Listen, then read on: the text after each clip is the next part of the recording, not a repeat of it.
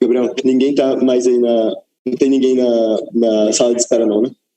Tá ótimo. All right.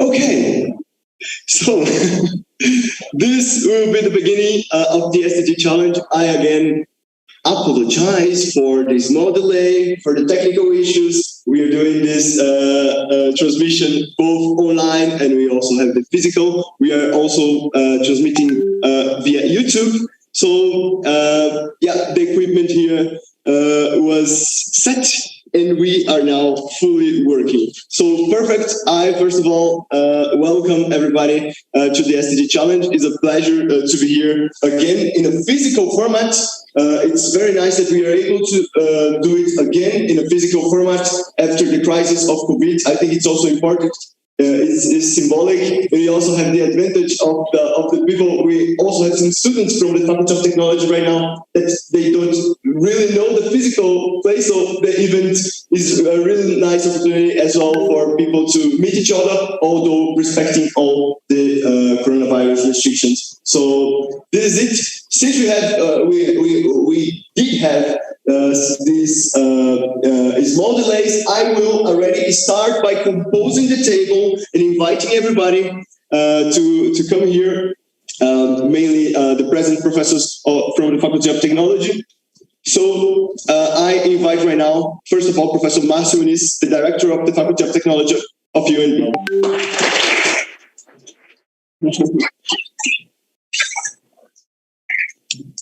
Thank you, Professor. Welcome. Please have a seat. Right now, I invite Professor João Melo da Silva, one of the founders of our undergraduate program of production engineering, and right now, effective researcher, invited researcher of the Faculty of University of Brazil.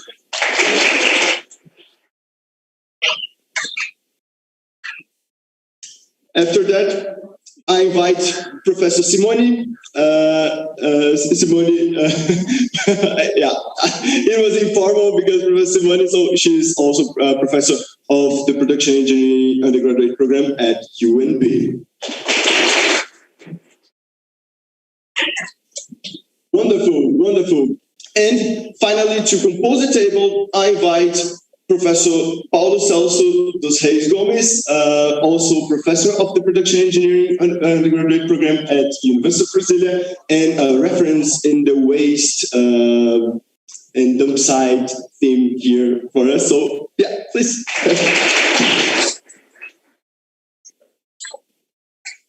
Wonderful, wonderful. I also would like to say a special hello to now in a bit more formal way to our virtual members of the table. So I welcome also Professor Jens Bure Pedersen from Aalborg University. So also.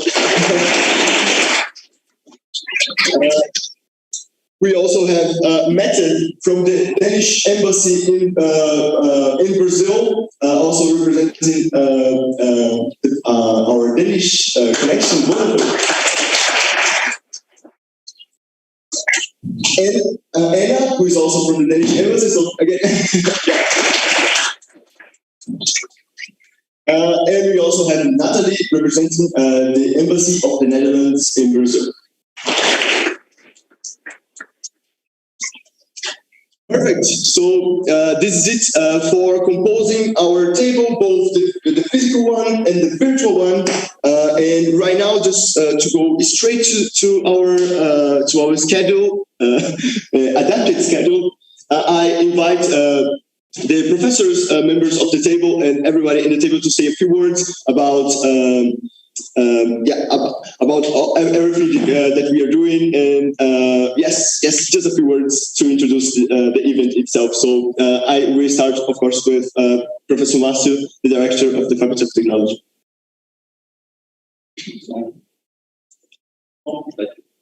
Hello.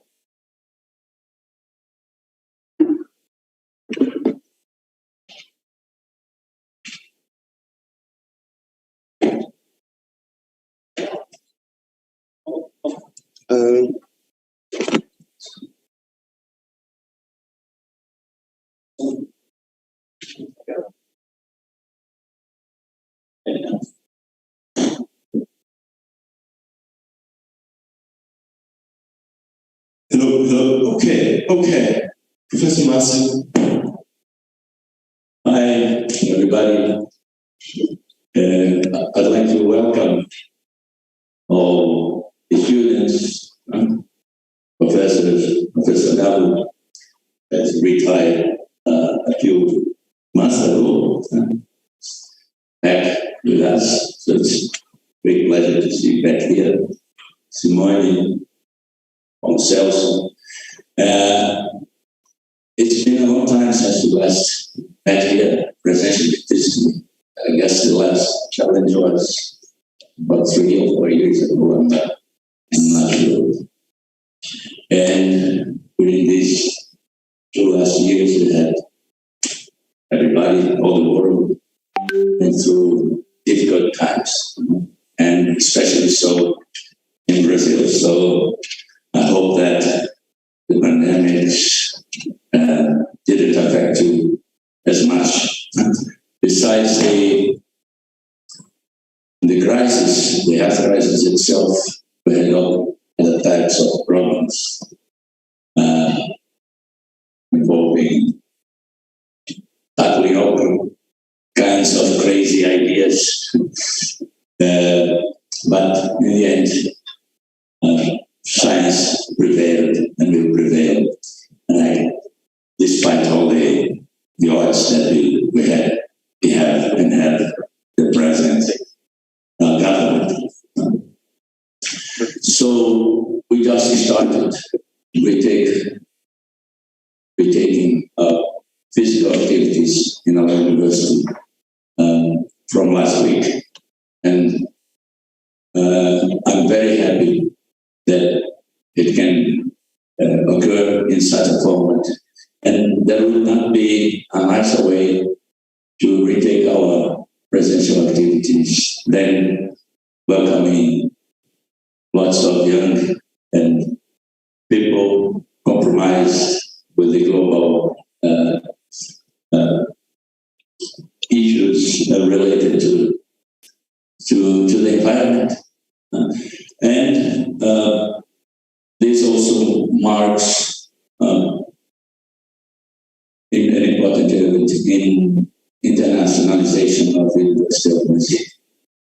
International activities were suspended for too long, and now, despite the new variants, most people are vaccinated, and life has to come back to normal for the physical and mental health of it.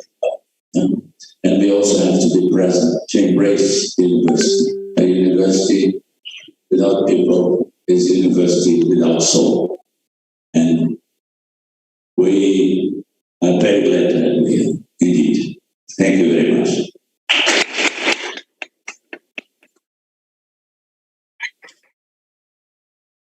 Perfect. Wonderful. Thank you, Professor Márcio. We can go through the table now to Professor João. Is this microphone working, Professor? Yes. Okay, it's working. So perfect. Can you hear me?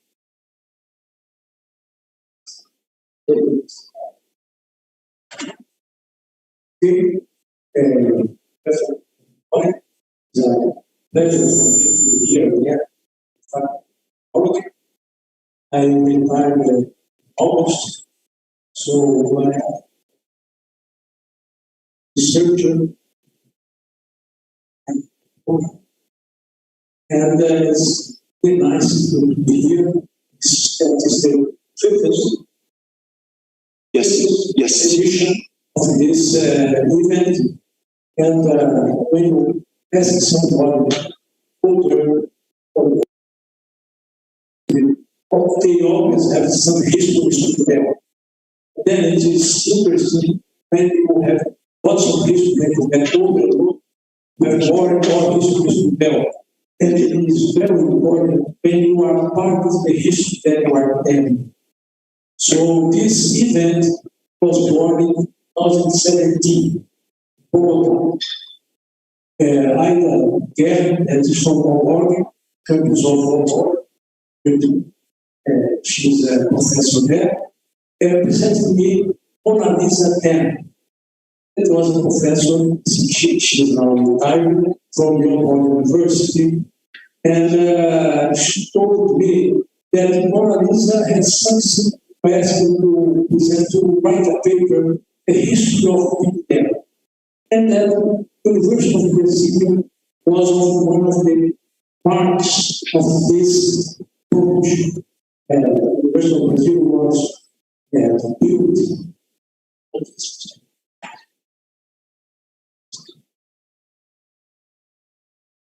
The University of Brazil was built in 1962. It was very advanced at the time. So she was doing write some papers on that scene. That university was one of the first universities in the world that has put. I think we have some interference. Use this one.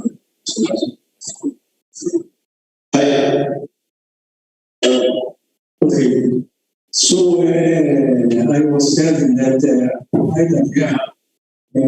presented me to Mona Lisa then. The professor that was reading by some paper on the PBL history. And the University of Brasilia Foundation could be part of this approach in the world. It is really nice when a professor from Aalborg, that is a kind of the birth of PBL as a whole university, to tell me that the University of Brazil maybe was one of the first universities to have this PBL as a university. It was very interesting. And then, talking to Mona Lisa, she told me that there was a young guy at that meeting in Bogotá, 2017, that was very nice to have this international affairs thing. And then I was presented to Jens. So I knew Jens in 2017 in a lunch in Bogotá, in an active learning conference. And from then, we invited Jens to come here for the PAE 2018, March 2018. And then my history is almost done now. At that meeting, the Grupo Gestão, the joint enterprise, was part of the students that were helping the event here. And they were very, very effective. At that time, the president was Sofia. And then I remember as if it were today. We went to, I think, in this one of the classes, I think it was a mechanical island. And then Mona Lisa, Jens, Sofia, and Mateus. We have even a photo with this thing saying that we are going to install, to have the first SDG challenge in March, I think. In August 2018. It was in March, and we started the first one in August 2018. So this is history for you, and it is very, very nice. It was I'm grateful for having this opportunity just to tell this history to all of you, to say that this was born in 2017 in Bogotá, and was established in 2018, August, here at the University of Brazil. So now it's the fifth one. The first one was in And it was just 1 week before the pandemic. So some of the students that were there, they were even put in despair, quarantined in some place. There was a student there, she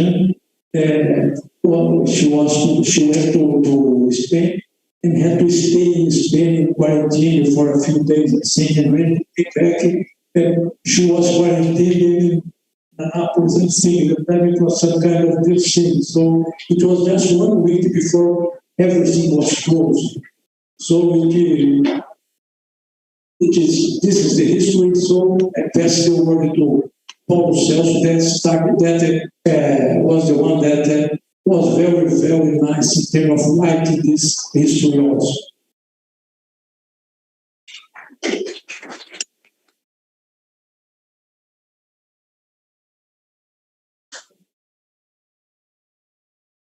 Yes, we thank him for Director Márcio, but he has another meeting now with the director. So thank you, Márcio, for thank you very much. Thank you, Professor. So good afternoon for everybody. It's a pleasure to be here, like the others have said, but for me it's special. It's beautiful to see people again in the classroom after 2 years. I'm giving classes for 150 students in some classes, and we are just looking to the screen. It's not very, very nice, and it's nice to see the people with masks, but we are seeing your eyes here. So thank you very much for everybody to be here, and not only for the people from Denmark, and here only. Yeah, Denmark, Sao Paulo, but also online, the Netherlands, and yeah. Thank you for the people who are online with us, and we also have people on YouTube, from us. Yeah, everybody.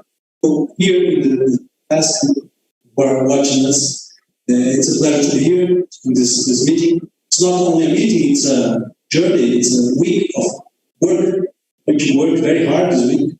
The people who knows the SDG challenge knows that we work very hard during the week, and it's a good work because we're going to prepare projects for the rest of the year.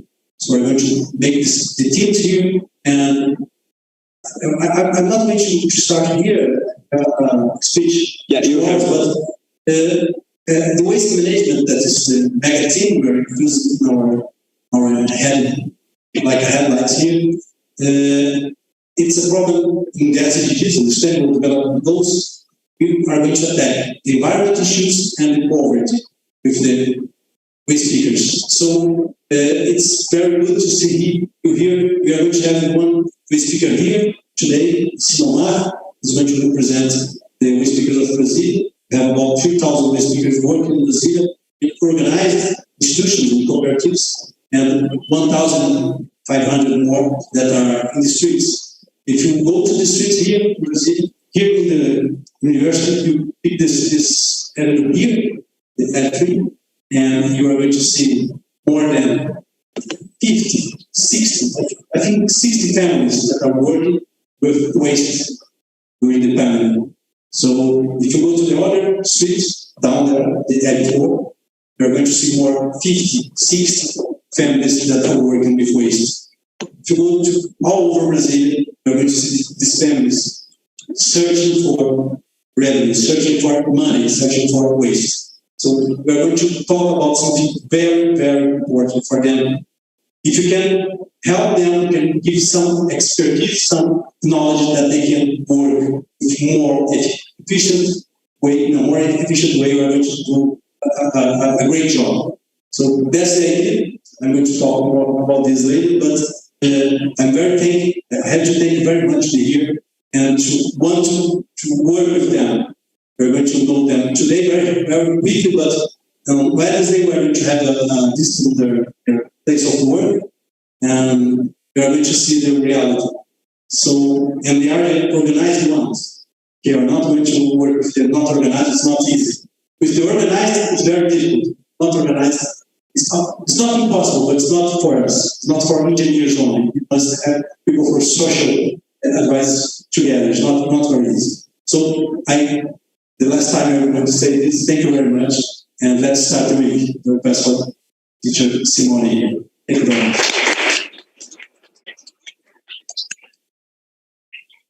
Hi guys, I'm Professor Simone. For me, it's a pleasure to stay with you, students and professors.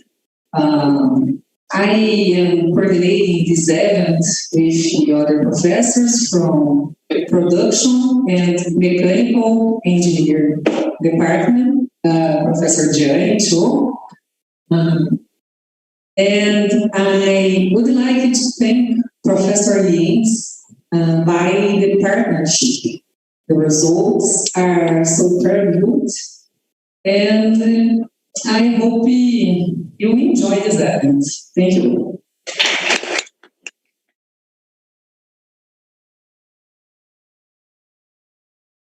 Thank you so much, professors.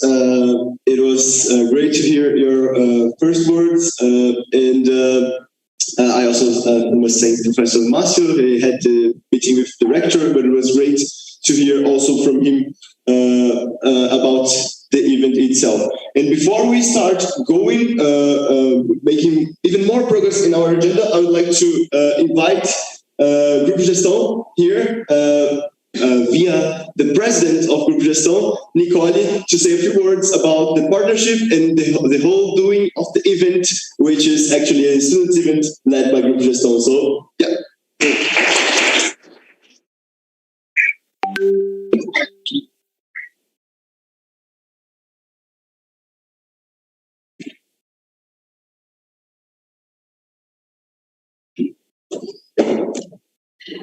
Good afternoon, everyone. So we are all here to discuss topics of extreme importance. So not only at our university, but in the whole world.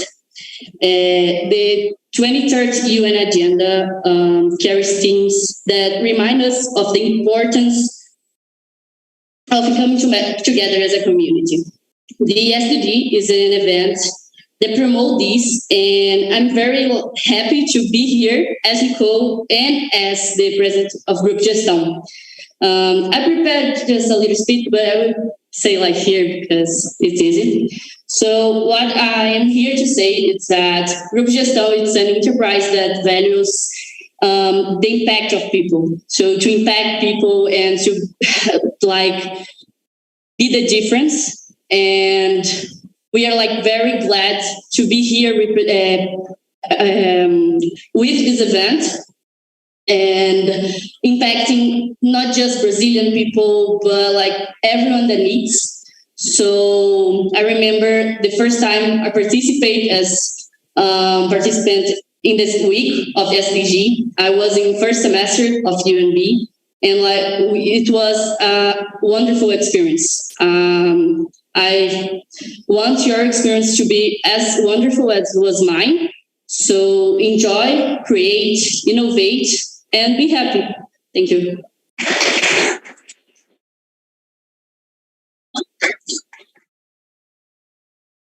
Thank you so much, Nicole. It was great. And with that, we have concluded the physical, the first participations of the physical table. So right now, I would like to go to our virtual table. And I start by inviting Professor Jens Pedersen to say a few words. And also, I can invite already the physical table to go back to the publicum. Yeah. So Jens, can you hear us? Yes, can you hear me? Yes, loud and clear. Loud and clear, sounds good. So first of all, I'm really happy to, you can say, be here virtually today, but I'm coming to Brasilia tomorrow. And then on behalf of Aalborg University, I can say that this project is really important for us and the way we are a university. Aalborg University has a strategy which is called Knowledge for the World. And we just released the new strategy from 2022 till 2026. And the vision is to become an internationally recognized university as a mission-oriented university. that contributes to sustainable development. And in conjunction with the wider world, we as a university will participate in missions that help to solve complex challenges in society. And these are not words that are found for today. These are actually words from the AAU strategy. And I think they fit perfectly on what is happening in the Global Students SDG Challenge, because it is exactly about sustainability. And as Professor Paulo Celcio was also mentioning, it is complex challenges which involve not only technology, but which is about people, society, and technology, and getting those things together in order to establish a more sustainable future, and in order to help solve the SDG goals and the SDG challenges. At the same time, at Aalborg University, we are also a problem-based learning university, where students are working on solving real-world problems on every semester. And therefore, it's also a perfect fit that our students can participate here and create not only theoretical solutions that are ending up on a bookshelf or a virtual bookshelf somewhere, but which are actually making a real difference for the planet and for the people who are living on the planet. And I think that is why this project is so beautiful. I would like to thank, of course, everyone here for being part of it and supporting it, embassies, UNDP, University of Brasilia, and especially Grupo Gestão, and especially the students. As Professor João Miller also mentioned in the beginning, this project was born back in 2018. And I also remember all the meetings we had. But one thing is to start something, and one thing is to have the first challenges. I think it's something that we can really be proud of, is that it didn't stop in 18 or 19, but that the ball has kept on rolling. And even despite Corona, we have been doing collaborative projects with the waste pickers during all those years, because new people are stepping in and new people are taking over, especially new students, especially new professors, especially the organizations who are supporting it. And I think this is something that we should be really, this is something we really should preserve and really should help, is that new people are getting aboard and new people are making the ball keep on rolling, because then we can make the project itself sustainable. So we will keep on doing this and keep on supporting the UN development goals together with the universities, and more universities are coming in. And that is so fantastic to be part of. So thank you to everyone for being part of this great project. And especially thank you to Mateus and Grupo Gestão for making this happen.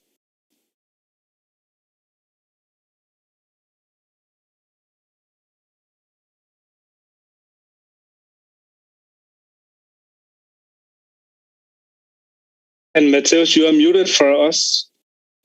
Yes, I got muted, but I'm back. Perfect. So thank you so much, James, for the great words. It's always great, as the professors did, like as the physical table also did. It's also very important to hear from you all the history of the event. Always coming back. It's very, very interesting and great that we were able to keep it as is moving. So thank you so much. And right now, I would like to just invite, I know we have very soon some specific points in the agenda, but very quickly, just the Embassy of Denmark to say a few words, and then I will also invite the Embassy of the Netherlands just to say a few words just to the kickoff, and then we go through our schedule. So, Mette? Yes, can you hear me? Yes. Fantastic. So thank you very much for the invitation. I'm very honored to be here. And I would like to thank both the professors at University of Brasilia and also in Aalborg for making this happen, and Mateus especially for being the project coordinator on it. And of course, a very great opportunity to meet also the students. However, it being online, I had hoped that it would be in presence, that I would be able to go to university, but unfortunately it was not possible today due to COVID safety restrictions. But I'm very pleased to be here today, and I look forward to presenting a bit of information about sharing a bit of information on what we do here at the embassy, and also to have a good dialogue and discussion with all of you on the SDGs and how we work together on achieving the Sustainable Development Goals. Thank you. And maybe Anna, you would like to present yourself as well? I would. Can you hear me? Yes, Mette, thank you so much. Thank you so much. We have this delay of the microphone, and I thank you very much for the great words. It will be great. Soon we will have a point in the agenda specifically for Mette. And right now I invite the Embassy of the Netherlands via Natalie, who is representing them very kindly. So hi, Natalie, just to say very quickly, just present yourself and introduce you. Thank you, Matthäus. But I think Anna from the Danish embassy tried to introduce herself. Maybe she can go first, and then I will go. Is it okay? Can you repeat, Natalie? I said that Anna from the Danish embassy is trying to introduce herself. So maybe she can go first, and then I will go. Is that okay? Okay, this is absolutely okay. So Anna, please go ahead. I'm sorry. Yeah. So no worries. Thank you, Natalie. Yes. So my name is Anna, and I'm an intern at the embassy. I'm Mette's right hand, as you can say today. And I'm really, really excited to participate because, yes, on the embassy, we work on a daily basis with the SDGs.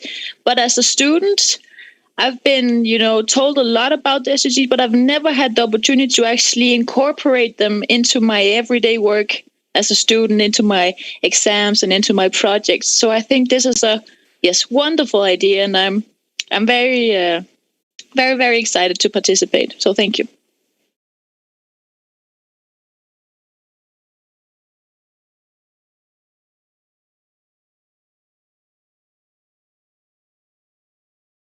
I thank you so much, Anna, and again, sorry for this order mess from my side, but yes, absolutely, it will be amazing to have this connection with you, and it's already been so amazing to be in contact with you virtually, and likewise. I can see that we're going to make a lot of we're going to have great results of this connection. Thank you so much. So now, yes. So now, Natalie, that very kindly reminded me about to call Anna. Right now, you can say a few words, and thank you so much for the patience as well. Thank you, Matthäus, and thank you for inviting me. So my name is Natalie Gonçalves-Aurelio. I work for the Netherlands Embassy, specifically on climate affairs and economic affairs. I've been working a lot on the SDGs, actually. I think it's wonderful that here in Brazil, the UNB and Grupo Gestão are having this SDG challenge together with the university in Denmark. And I'm also very pleased to know that also a Dutch university is part of it, Radboud, if not mistaken, this time. So very pleased about that. And I think Brazil has a very important role to play in achieving the SDGs and in achieving sustainability worldwide in general, I believe.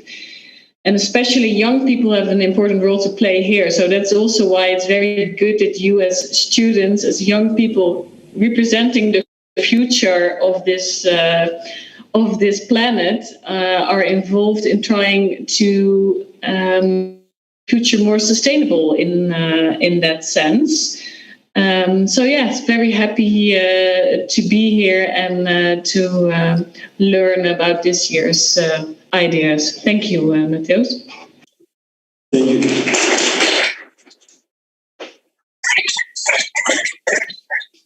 Thank you so much, Natalie. And again, it's great to hear that you are also happy, because we are super happy as well to have the connection with the Netherlands, with Radboud University. If I am pronouncing right, you can correct me if not. But yes, I thank you so much, Natalie, for this connection that is always very promising with the Netherlands. Perfect, thank you. So. Yes, and right now I would like to invite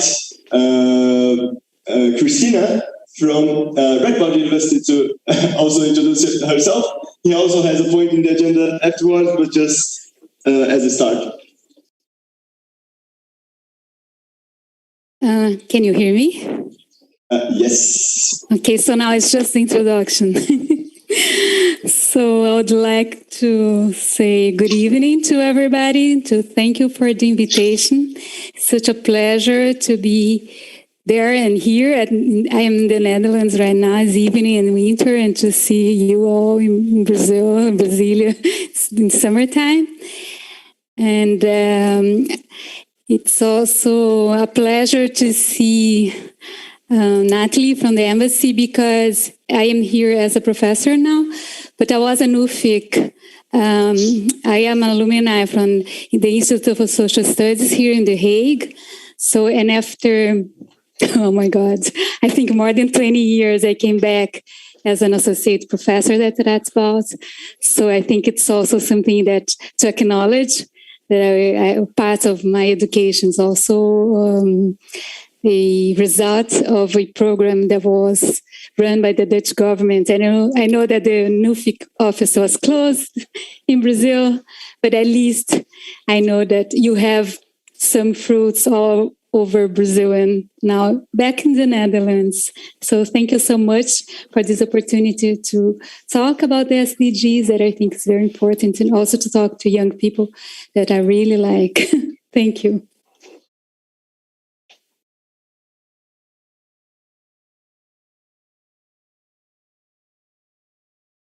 Thank you so much, Professor. Yes, and as I said, it's going to be amazing. That's it. So thank you so much. And yes, so example where we share and work with companies on technological solutions for process optimizations on biogas and biomethane production. And finally, the technical collaborations we have, I can mention one, for example, on water management, and where again we have companies in Denmark, Danish companies working here in Brazil, who are in many ways experts in optimizing water solutions. So these are a few examples. And now I can see that we are already at the public diplomacy. Great. So when it comes to public diplomacy, I want to mention, for one, that we are involved in sharing experiences. And Jens, you might have heard about that, the planned visit by Intelli, the new high-end technological university that is opening in Sao Paulo, and where they're very interested in getting some knowledge.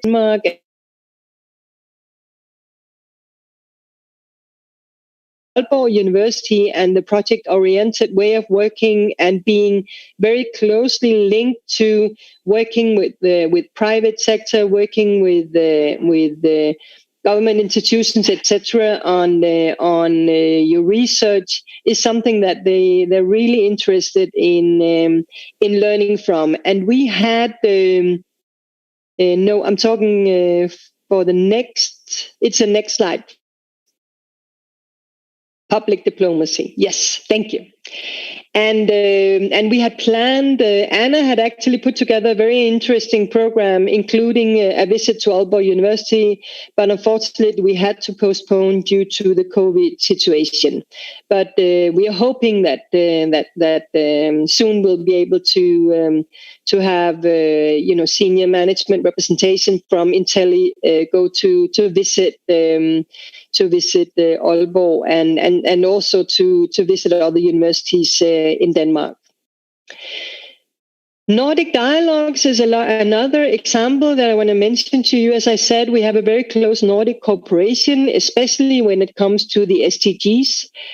But actually, this is about branding Nordic values. And one is, for instance, the democratic institutions working on democracies. Another priority is working on gender equality, and then sustainability, green transition is a third. And we are very much involved in that, and we, together with the other Nordics, have different both communication, promotion events, but also a lot of physical events and where we promote and discuss the values with stakeholders here in Brazil. Finally, what I want to mention is promoting knowledge in general about climate change and green transition is something that you will see as a cross-cutting theme if you browse through our LinkedIn profile, our Instagram profile, our Facebook site, or our webpage. So please do. I'll invite you to go and have a look. Next slide, please. So to sum up, the Danish Embassy in Brasilia is currently working on projects in cooperation, which is linked to at least 13 of the 17 SDGs. And I'm sure actually we do have more than that. And if we look more closely, we lost the presentation. Did you also lose contact to me? No? Mette, I'm so sorry to interrupt. I think we had this small internet.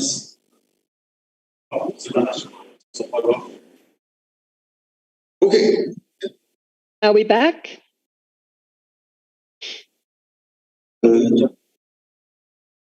Are we back now? Oh, I am. Okay. Slide 15.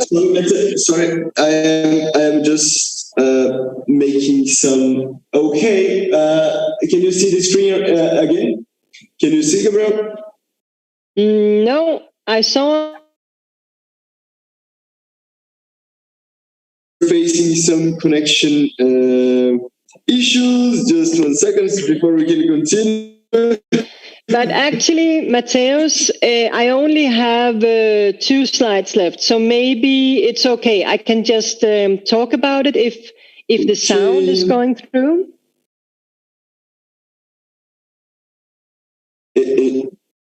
Better? Yeah, is the sound going through? Then I can maybe just talk about the last slide, and no need to struggle more with the technical problems.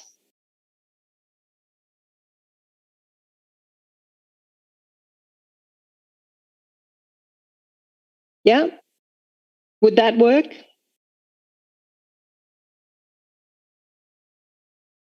Looks like Matthäus went offline now. Yeah. No. Kunne man høre mig, Anna?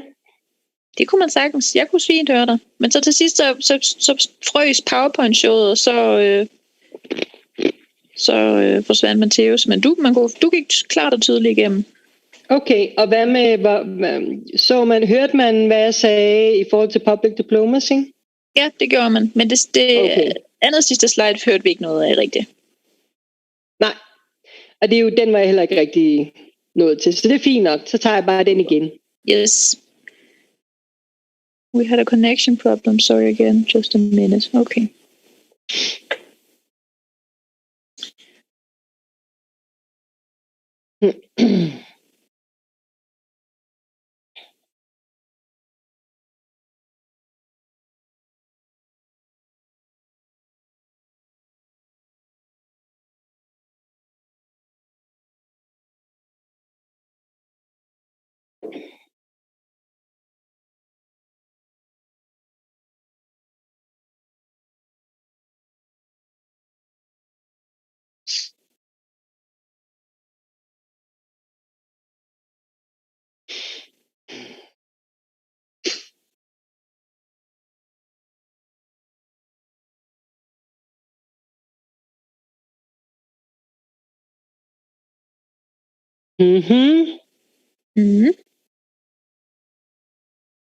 Nå, så henter jeg lige en oplader. God idé. Ja.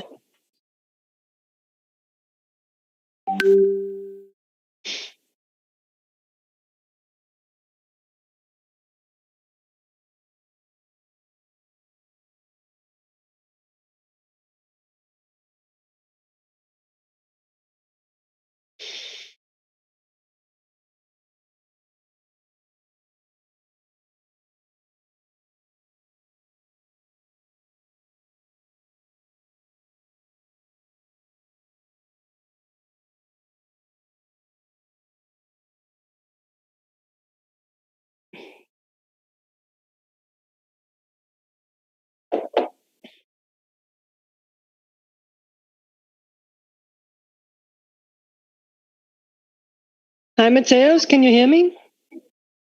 Hi, Mette, we can hear you again. Can you hear me? Yes, I can hear you. I cannot see anything, Perfect. but I can I'm hear sorry, you. we had an unpredicted internet lapse here, but I think your presentation is already. If I am looking right, it's already getting to it. Maybe all right, perfect. So here we go. Can you see the presentation again? Yes, I can. Wonderful. I'm sorry again for the technical issues, but let's go. Let's go. Thank you very much for solving them. So actually, I was about to just sum up and say that the Danish embassy here in Brazil is that we are currently working on projects in cooperation that is either directly linked to 13 of the SDGs or actually working indirectly on them. So, and I think that is actually a conservative estimate. I think if we were to look more thorough at our activities, I'm pretty sure that we're working on if not all of them, then almost all 17 SDGs. And then what I want to say is that the embassy can really only drive real sustainable change if we enter into partnerships with different Brazilian stakeholders at all levels in society. And this means working with government, Congress, private sector, NGOs, civil society, and last but not least, future generations embracing the SDGs and the 2030 agenda, such as you. And I just want to, I cannot estimate this too much, saying that being in close dialogue and closely cooperating with the academia on cutting-edge research, on the questions, the new solutions, on new ideas, and this is really what is helping us drive the SDG agenda as a foreign service. And for us working here at the Danish Embassy in Brasilia, we are very, very happy to be in contact with you. So this was actually all I had for now. If you go to the last slide, you will see Anna has kindly put in the link to our embassy website and also how you can follow us on social media. And I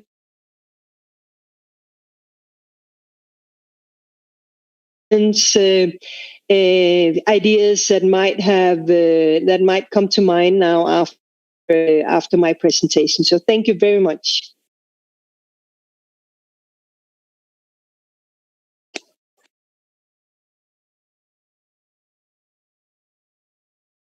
Thank you so much, Mette. It was amazing to see how many fronts of SDG connections we can have, both of Denmark in general, but also with Brazil. And this is so enriching for us to also see the many ways to do it. And yes, I think many of us are like with very like with questions. Okay. All right. So I thank you so much, and I also must thank Anna for participating and being so involved in this presentation, because it was so nice to see it in a so clear way. So thank you so much. We can have some space for questions, as Mette said, or it's better to. We have the context of her, but we can ask if anyone has any questions right now. We can have the questions, but otherwise they have the context, so we can reach to the embassy.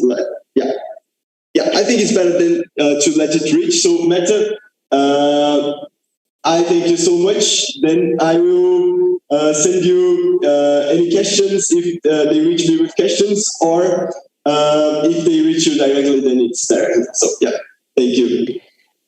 Thank you very much, Matthäus, and it was a pleasure being here. Thanks. Thank you so much. So yes, I will. Right now we have to go forward in our schedule. So because let me just validate something here. Professors, were you saying anything?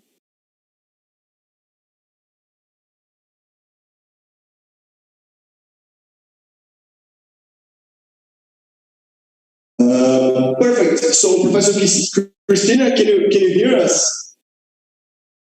I can hear you, but I cannot see you.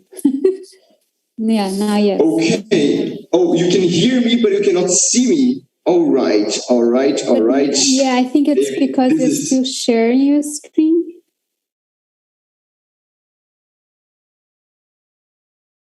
Yes. Perfect. Wonderful. I'm sorry when I felt the camera was not on. Perfect. So are you going to share your screen, or are you? Yes. Yeah. Yes. Perfect. Okay. So I will. The page of your page of managing the presentation. So. Yes. That's funny, isn't it? Wait. You know what? Just 1 second. I'll try. Now. Not yet. Let's see. Okay, we are still seeing your internal presentation, but I think we can. Wait, let me stop sharing. Yeah, I think we can see maybe.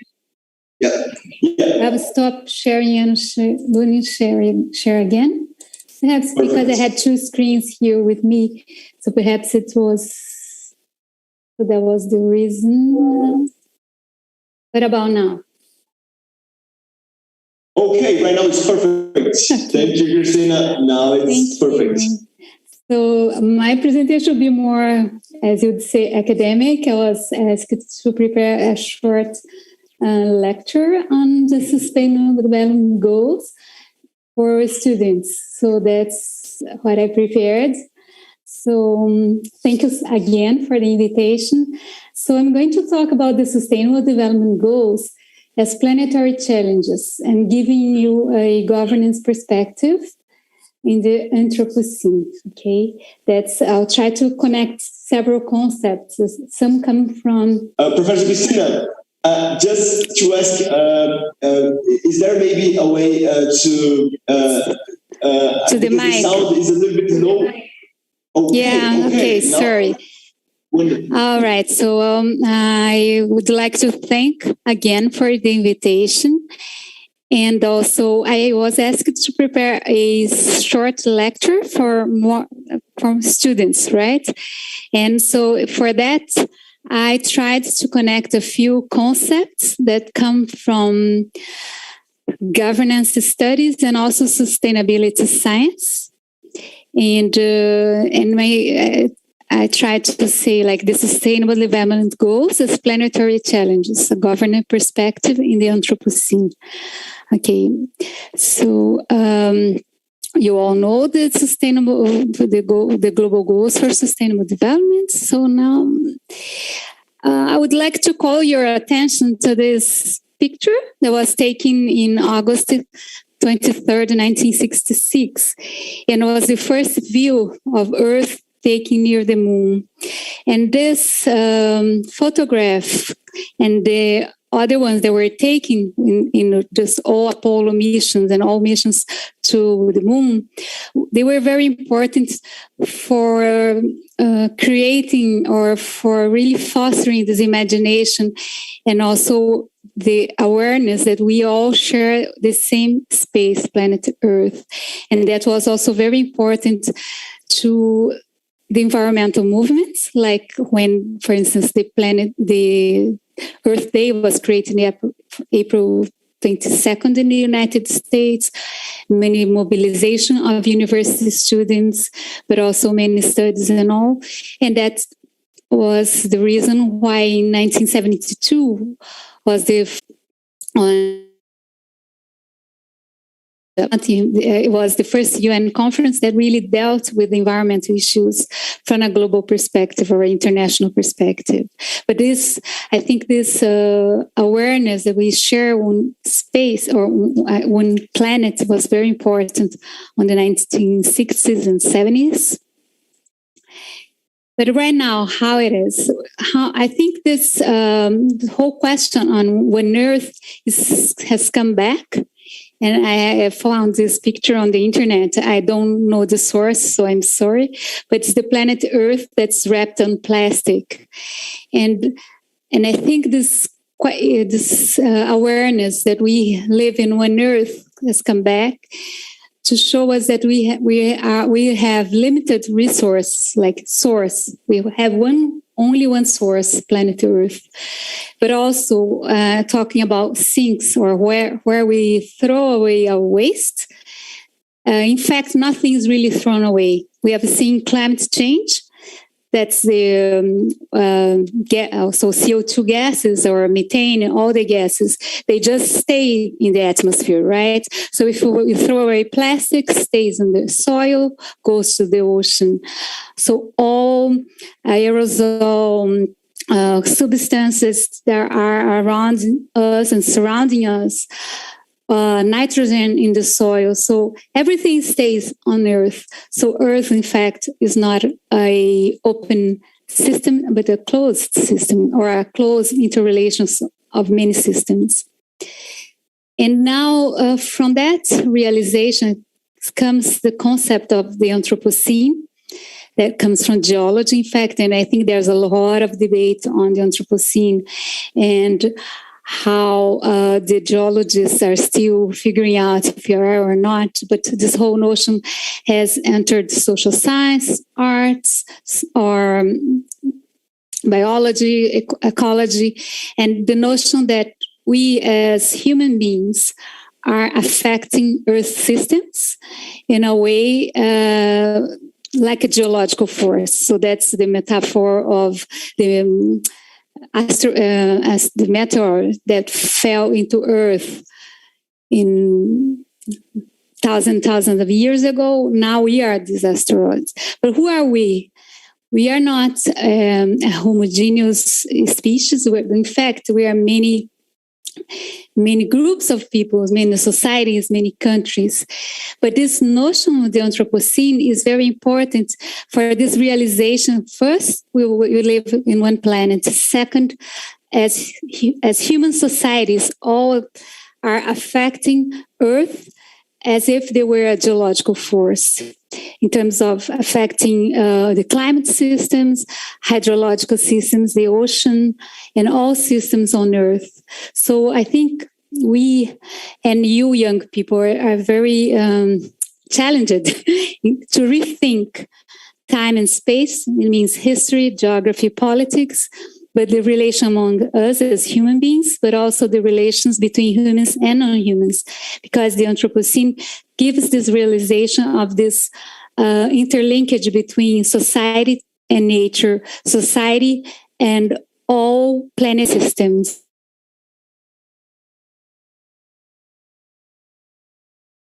Development goals and sustainability challenges.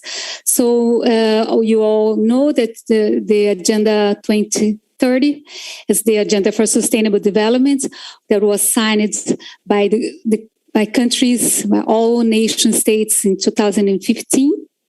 It has 17 sustainable development goals.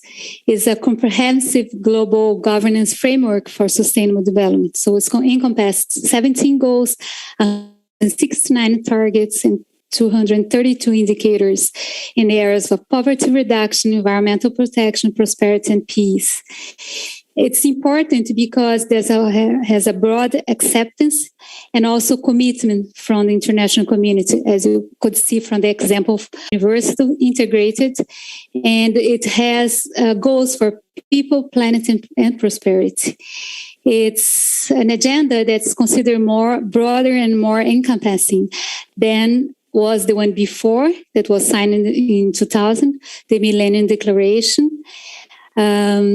So there's this table that shows a little bit how the sustainable development goals are much broader than the MDG goals, like a broader view of sustainable development, because the MDGs were more focused on poverty reduction, for instance. And right now you have goals for poverty, as you see, for hunger, for women, also for economics in sense of sustainable production, consumption, innovation in industry, work, but also goals for the planet. It means that you have goals in climate, biodiversity, and ocean. So it's really more encompassing. However, so the goals are there again for poverty. So you have 3 pillars, like the social pillars, like poverty, hunger, health, quality education, gender, but also the so-called economic goals, the other pillar of sustainable development, sanitation and energy, industry infrastructure, to reduce inequalities, cities and communities, sustainable consumption and production, climate, life below water, that's ocean, life on earth, biodiversity, peace, and also partnerships. So the partnerships are really important because they are the way to realize the goals. However, as I was talking about the planet, the Anthropocene, I think the big challenge is just how to achieve the sustainable development goals, considering the planet as a whole and one planet, and also how we societies have already been out changing many planetary systems. Like all this comes from the Stockholm Resilience Center, and also based on Stefan 2015 work. See here all the boundaries, planetary boundaries that are already being trespassed. And the problem is when you change or trespass on boundary, you affect other boundaries, and that can have planetary loops and spins, and also affect other systems and people. And the other question now from political science is that while Earth is one, the world is not. Then that realization came already in the Brundtland Commission, 1992. So the problem is how we, as groups of countries, societies, private sector, all can deal with these problems. They are global, while we are so diverse. And also, the other thing that I should mention, and that's very important, is that coming from sustainability science, is that science has already been showing us that the SDGs won't be possible to achieve if we don't redefine what we mean by sustainable development, in the sense of meeting, it's not only meeting the needs of the present generation without compromising the needs of the future generations, but also without compromising are the basis on which welfare of current and future generations, the young generations, really to think how to achieve the sustainable development goals within the planetary boundaries. One idea that comes from governance studies would be governing through goals, in the sense that we use the sustainable development goals as a global aspiration. So you could have a global goal setting as a key strategy. But as you all know, they are non-legally binding, and they leave for national leeway or to states to decide. But also there are no formal institutional arrangements to achieve them. So in a governing through goals perspective, in a more polycentric way, there are multiple actors, sectors, levels, and scales from local to global. So you young people, the youth, are key actors in this process, because you really can innovate and find solutions that are systemic in a way that integrate goals, but also identify which are the trade-offs and leverage points. I give you some examples that are coming from the literature. So this work by Lim, that's called Reframing Sustainable Development Goals to Achieve Sustainable Development in the Anthropocene. So they are trying to map all the sustainable development goals and how they impact each other. So, for instance, poverty has impact on 5 goals, but also is impacted by 16 goals. So all this thinking on how, in a more systemic way, how the goals are interlinked and how they impact each other, and how they can foster each other, but also can hamper each other. So this is another example of that's in Lim's work on also these interlinkages between the goals. But also another thinking that comes from the working group of which I'm part. It's called Working Group on Transformations. It's part of the Earth Commission. And this group is thinking on planetary justice in a way that you think, while you think about safe space for humanity on planet Earth, so which are the safe boundaries that we have to consider on the planet? They need to be safe, but also just, considering how inequality is such a problem that we still face in the 21st century. So they created this framework that the only way to achieve both, so the planetary targets, but also justice, is thinking about transformative change.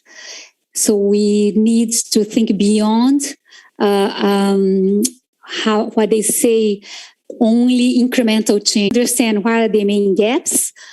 Like Lim have identified a few gaps, like exclusion of key actors, for instance, corporations sometimes not considered so much, indigenous peoples, youth sometimes, elderly. So there are many exclusions there.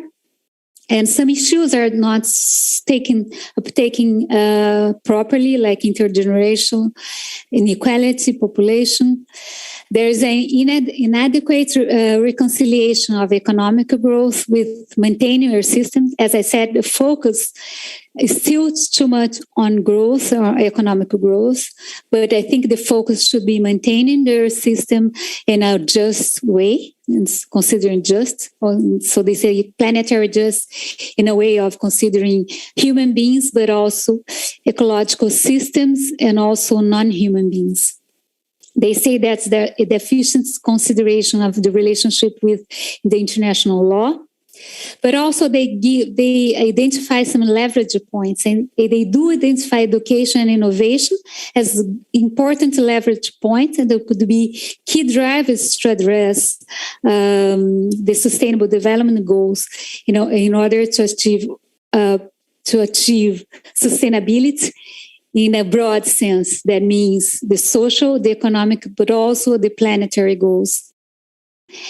And also, this greater integration within the SDGs should be the value phase of how you think about the goals. So, and that's also very, very important for countries, because sometimes countries, they can choose one or the other, but they should do all at once. That's the only way that one will not affect negatively the other. And so I think that's the key lesson that the Lim and all bring in their article. And to finalize, you that is taking the SDG as a challenge, I just put the SDG as a sustainability challenge and being on. Yes, so wonderful, Professor Christina. That's so great. And Professor Christina, by the way, just to highlight this point, she's from the Netherlands, right? Hold her in the evening anymore. So thank you, Professor. Thank you, Mateus. So I think I'm also going to leave because here's like night. Exactly. And yes, it's night already in the Netherlands. But we thank you so much for your very, very important and interesting and intriguing, indeed, insights to this to our event and students. Yeah, thank you. Thank you. So I'm looking forward for the challenge, and I do hope that we can make a partnership between students from here. Yeah, bye-bye. See you next week in my class.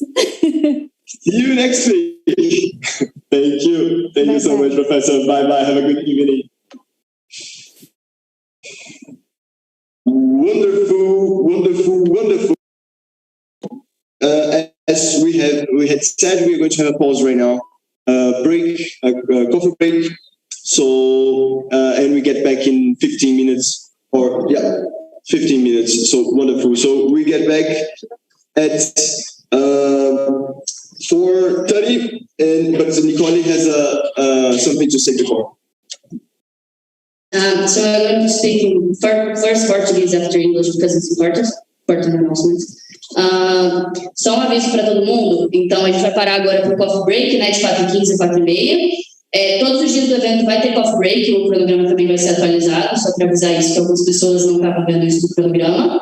E, além disso, é importante falar que hoje foi o dia mais de abertura, então teve palestras, alguns temas, mas os outros dias do SDG, então o resto da semana, de terça e sábado, vai ser prático, então imersivo, você vai estar construindo as soluções junto com o seu grupo. Então vai ser importante falar, por exemplo, a gente nem vai estar no auditório, no planetário, na sala de aula, o Gabriel, por exemplo, vai estar direcionando alguns grupos, os professores também vão estar ali com um projeto também, e vai ser imersivo e prático. Então é um momento que é para ficar o dia todo mesmo, é um momento de estar lá. So in English now, Yeah. Okay. Every day of the event we'll have coffee break, so the schedule is going to be updated about that. And today we have like lectures and classes by the professors. But the other day of the week, so Tuesday to Saturday, it will be immersive and practice. So our students we're going to have to be in class, not in a story, and creating things, creating solutions. It's different from today. Okay? Any questions, you can talk to me or Halby or any professor. And the coffee break is already outside, so you can go. Thank you.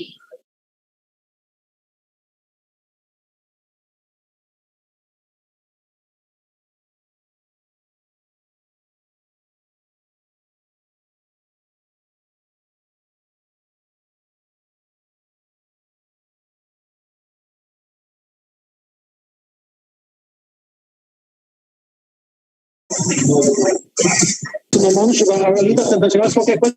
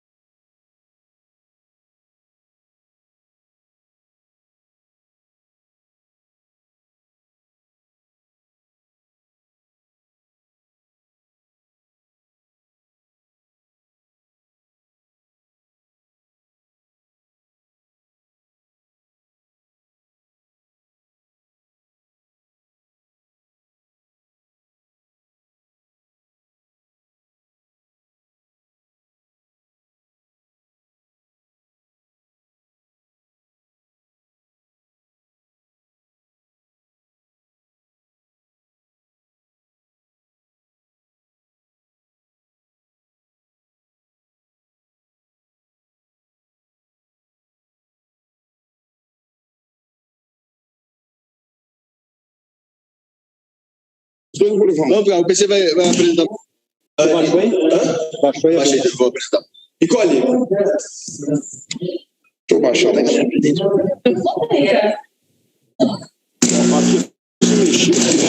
Que é muito crítico, que não pode mexer. Perfeito. Perfeito.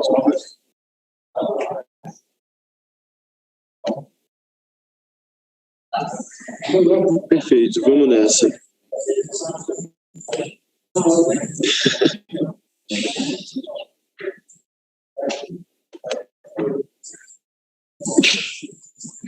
Everyone's all good? Everyone's on that page.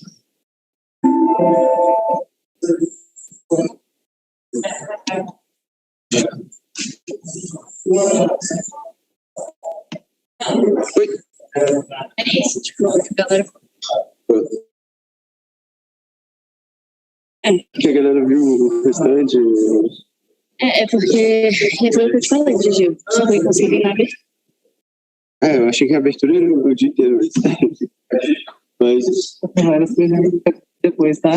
Vamos pressionar. Eu sei. Meu WhatsApp dá bons traços disso. Que foi? Não, a professora me mandou um bando de mensagem. Eu não consegui nem. E algumas pessoas de dia também saíram do evento. A gente avisou 5 vezes que era possível, mas não foi suficiente. Eu sei como é, mas a gente tem umas pessoas, eu acho que vão ter tipo umas 20, 30 no evento. Amanhã? Só vai continuar isso aí, tá? Então vamos lá. Bora lá. Quer que eu ande assim? Você me deu o microfone? Não, eu não sei porque eu te dei o microfone. Eu tô já alucinando aqui. Se ela conseguir, ela cadê o microfone? Se ela conseguir, ela pode fazer tipo. Tem uma ela mesmo pode ser no chapéu. Oi, transmite pelo Zoom, tá? Bora. Perfeito. Você falou com ela já, né? Sim, ela tá aqui dentro. Aí ela pode transmitir a tela e chove.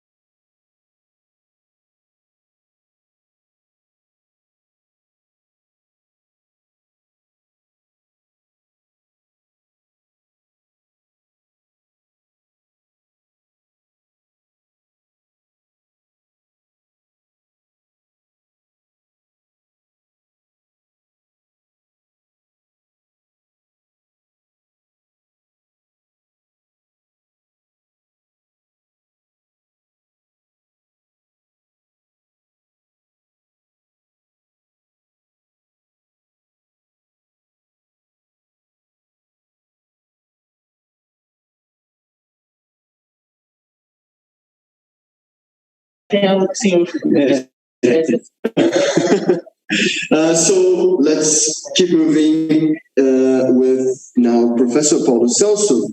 So let's just make sure everything is set.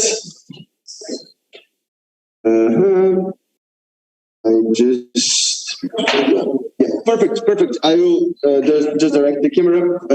So ladies and gentlemen, welcome Professor Paulo Celso telling the waste pickers case and about the closure of the dump site here in Brasilia. So thank you, Professor. Thank you.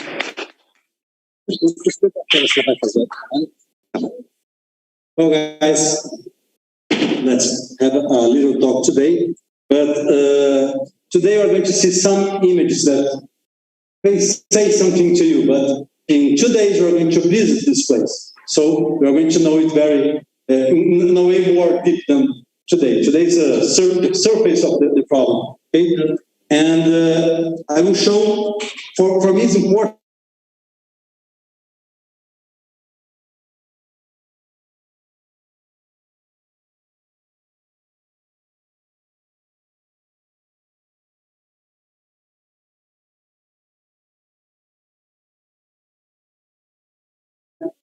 the difference that this is not supposed to be done. So let's have social problems with the problem of poverty in Brazil, and we must understand this to make projects that they can use, or to make projects that are so far away from this reality that they cannot use. So for me, it's important to understand this reality and understand that this change that happened 3 years ago is still a process. It's not closed yet. So they are still learning, they are still understanding what's happening. It's not a process very quick with only engineers that can talk and make an equation and have a solution. Okay? We have to be beyond this equation problem. Okay? So here we have an Asian Brazilian who have arrived yesterday. I put some images so this is the National Congress of Brazil, and I'm going to talk about this closure. The closure of the second largest one.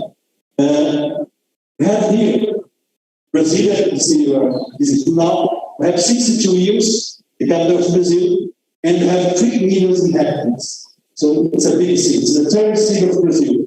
First one, São Paulo, second one, Rio de Janeiro, and third one, Brasília. So it's not a small city, it's a big city.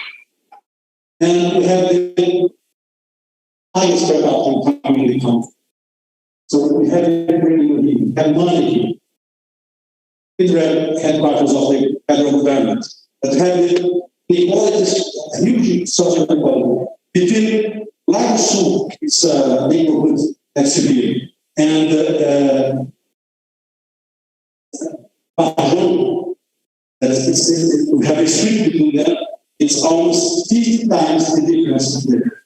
50 times. So it's not, it's a huge problem, and you are going to know the waste figures that are here. It's a picture that we in 2018 from a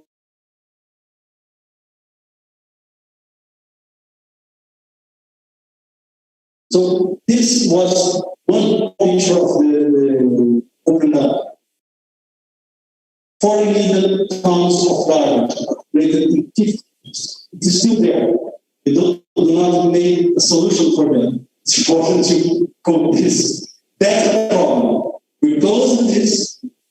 We have now a landfill. The other side of the city, we're putting all the waste nowadays in the landfill, but these 40 million tons still they are working. They have contracts with the government. They are working for the government. We're going to see another picture. But it was one of the four goals. Implement recycling collection with waste people. The landfill, some by another side of the This was the government when it closed it down. It's not okay. During 2 years, we have this dialogue with the speakers. So we did not make a decision to what they agree with everything, but we talked to them, we had a dialogue about everything. They do not agree with everything, but we tried. It's very big, actually small. So we had small meetings like that with the speakers, and big meetings. Can change the slide. Other one can see better. Okay. Yeah. And big meetings like this one. So they had so many questions to be solved beyond the solid waste management there. They had problems of social issues, of health issues, education issues, house issues, and could not solve everything. That was a problem. They could not understand. But we are talking about this. You are in the government, so you have to solve everything. I said, no, we are going to solve only the government. We have another group with you now that can solve other problems, but we are not together. It's not a exit. We have to do one thing to do another. We are going to do this in parallel. So some things are done, some things are 2, 3, 4 years doing this. We are doing this until now in some groups. You can see 500 waste speakers talking directly to the government. Because we had 5 meetings like this. Here, the technical assistance for them. You can see here that I had meetings with 10, 15, 50, and 500 together. 5 installations, which is one of them. There are 5 installations to work, all of them with equipment. So they have to use this equipment. For this equipment here, it's necessary to have habilitation, like habilitation for car. So we have to train 3 waste speakers in each cooperative that we have. Maybe cooperative, there was not cooperatives there. There were 0 cooperatives there. So we helped them to form 7 cooperatives there, and in each cooperative there were contracts, and they put 3 people who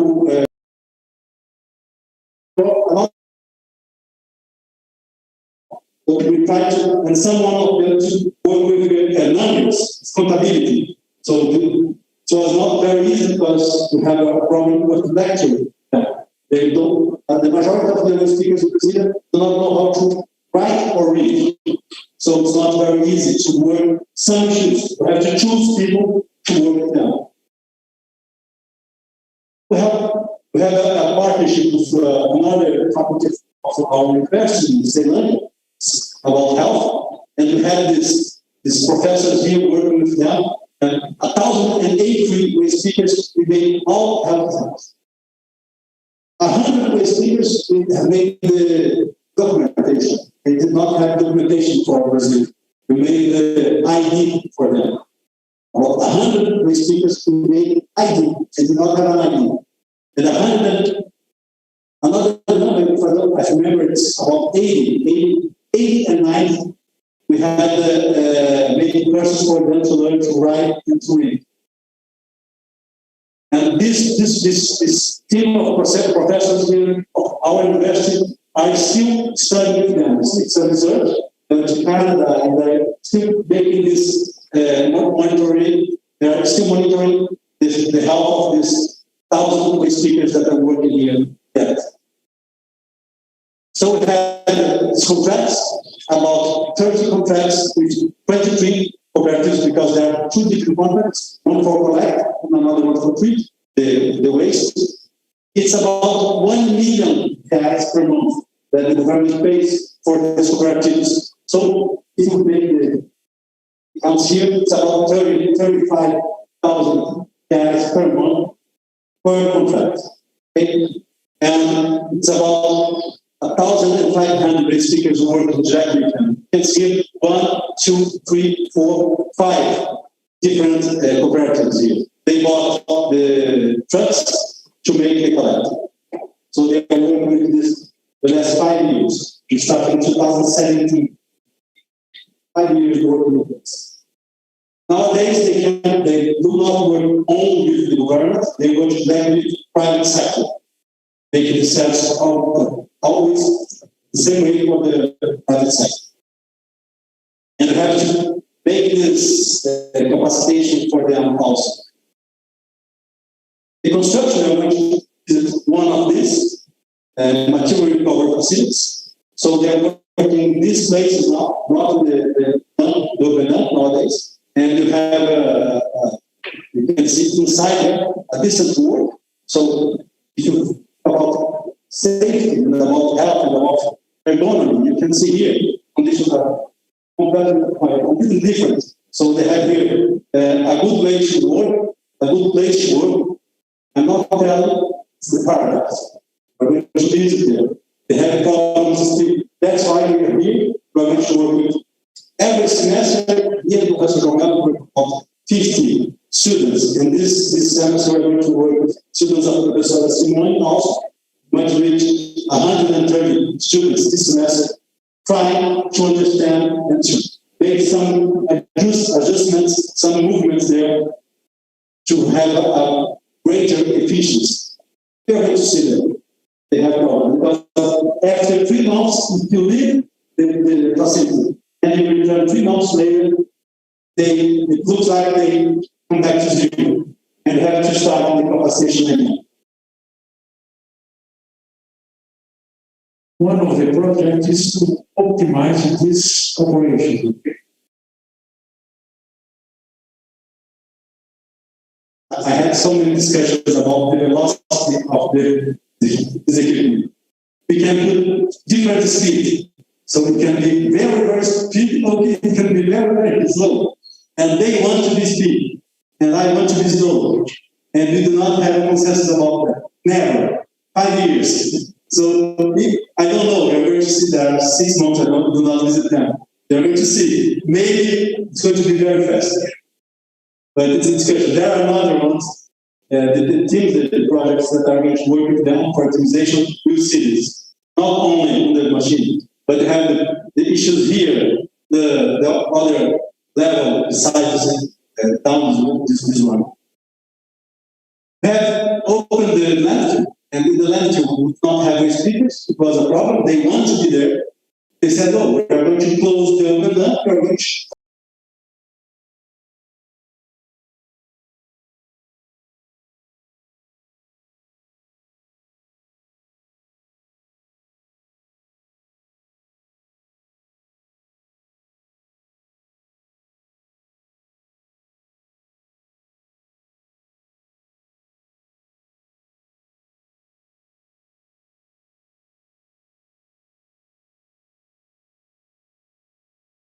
The one in Brazil is smaller, but they are open ups. So we are using this experience here, this case, to show them how to close. So 10 steps to close it down, and we are going to do it all over the country.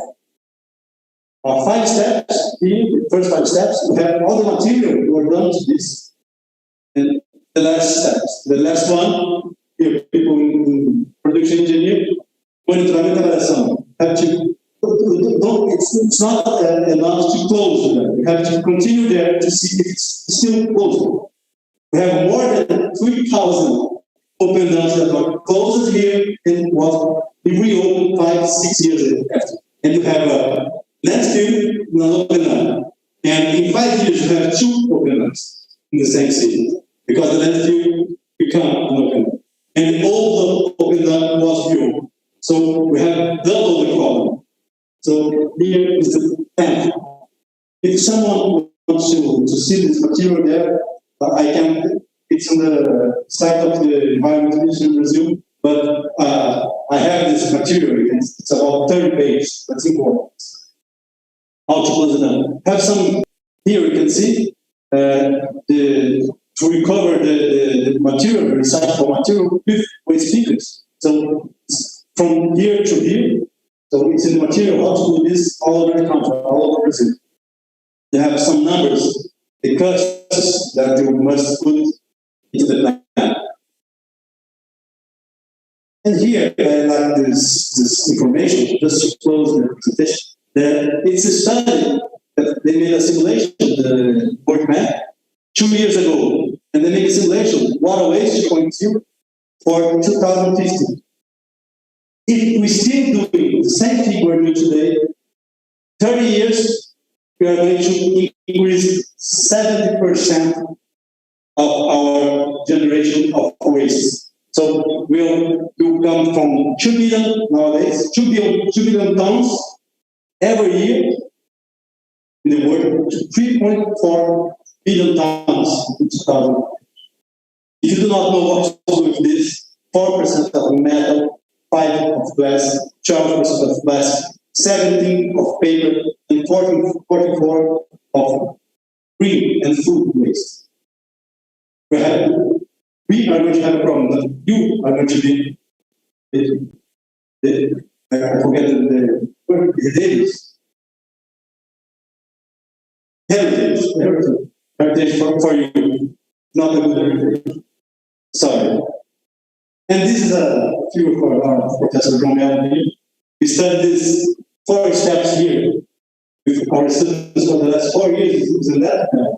We are working with started collection, sorting, exchange, commercialization, they sell the material, and transformation of this material. So how we can optimize in one of these steps. That's the work we're trying to do here the last 4 years. And we have some steps that we could do and some that we are still on zero. So we hope you can help us to reach them. Okay? If you don't have doubts, I have many. I can wait for you. Thank you very much. And we are going to talk about this all over the world. Okay?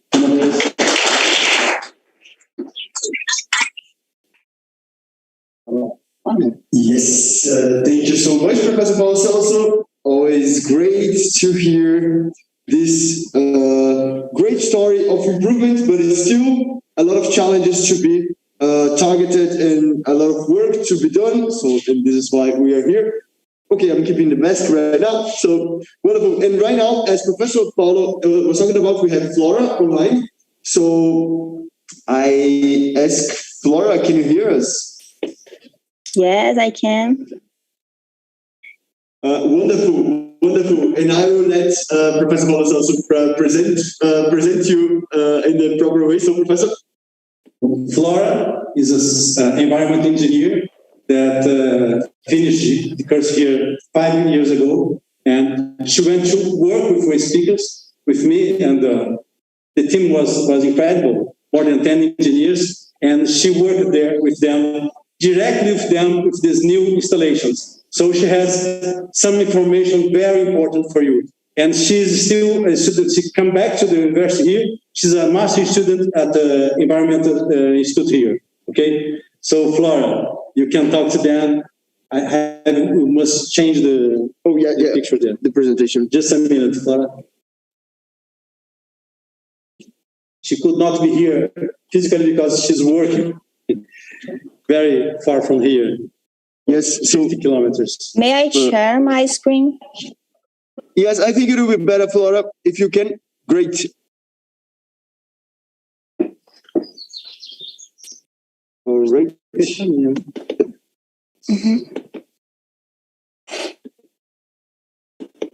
Okay.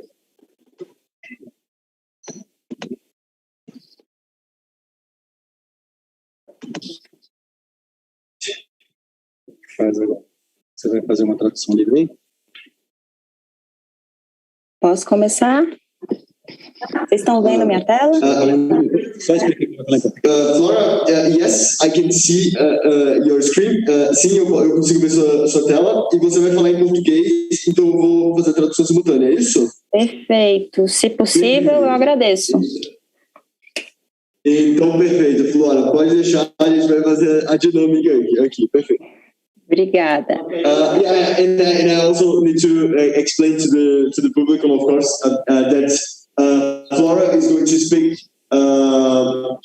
in Portuguese, but I'm going to do the simultaneous translation, and afterwards you can send me your evaluation of my simultaneous translation. So Flora, pode começar.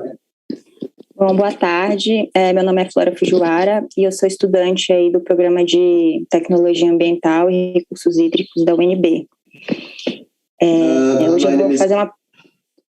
Okay. Sorry, Flora, I'm already interrupting you because I'm going to do the translation a little bit more like this. So, hello everyone, my name is Flora, and I am a student of the Masters in Environmental Technology by Flora. Hoje eu vou falar um pouquinho da experiência de trabalhar na transição do local de trabalho dos catadores que saíram do lixão estrutural para as unidades de triagem. And today I'm going to talk about the entire process of the transferring the waste speakers from the dump site to the proper working places. By Clara. Esse trabalho foi desenvolvido no ano de 2018, né? Foi iniciado em 2018, e eu trabalhei na equipe técnica e operacional do Serviço de Limpeza Urbana, nessa atividade. So the work was developed in 2018, and I worked in the technical team to make it happen. Bom, como o Paulo Celso já explicou um pouquinho, né, o contexto da problemática que envolveu esse trabalho, né, a gente estava no processo de encerramento das atividades do segundo maior lixão em operação no mundo, né. So as a general context, and maybe Professor can help me with that because I think I didn't so well the final part. She's basically saying that we were in the process of closing the dump site itself, and it was a big challenge. And yeah, that's it. By far. Então, aqui eu tenho uma imagem aérea só para dar uma pequena noção para as pessoas, né, sobre o que a gente está falando. Então, aqui à direita a gente vê a imagem de 2016 do lixão e de toda a cidade estrutural que se formou ao redor do lixão e que dependia economicamente das atividades que ali aconteciam. Yes, so she's talking like this is a airplane view of the dump site in 2016 with everything around that was economically dependent of the dump site. So we had the dump site and a lot of the structural independence of the dump site economically and socially, etc. Essa foto não tem escala, né? Mas para vocês conseguirem ter uma pequena noção do que a gente está falando aqui, das atividades das pessoas que trabalhavam lá dentro, eu trouxe um vídeo. Okay, Flora is going to show a video for us.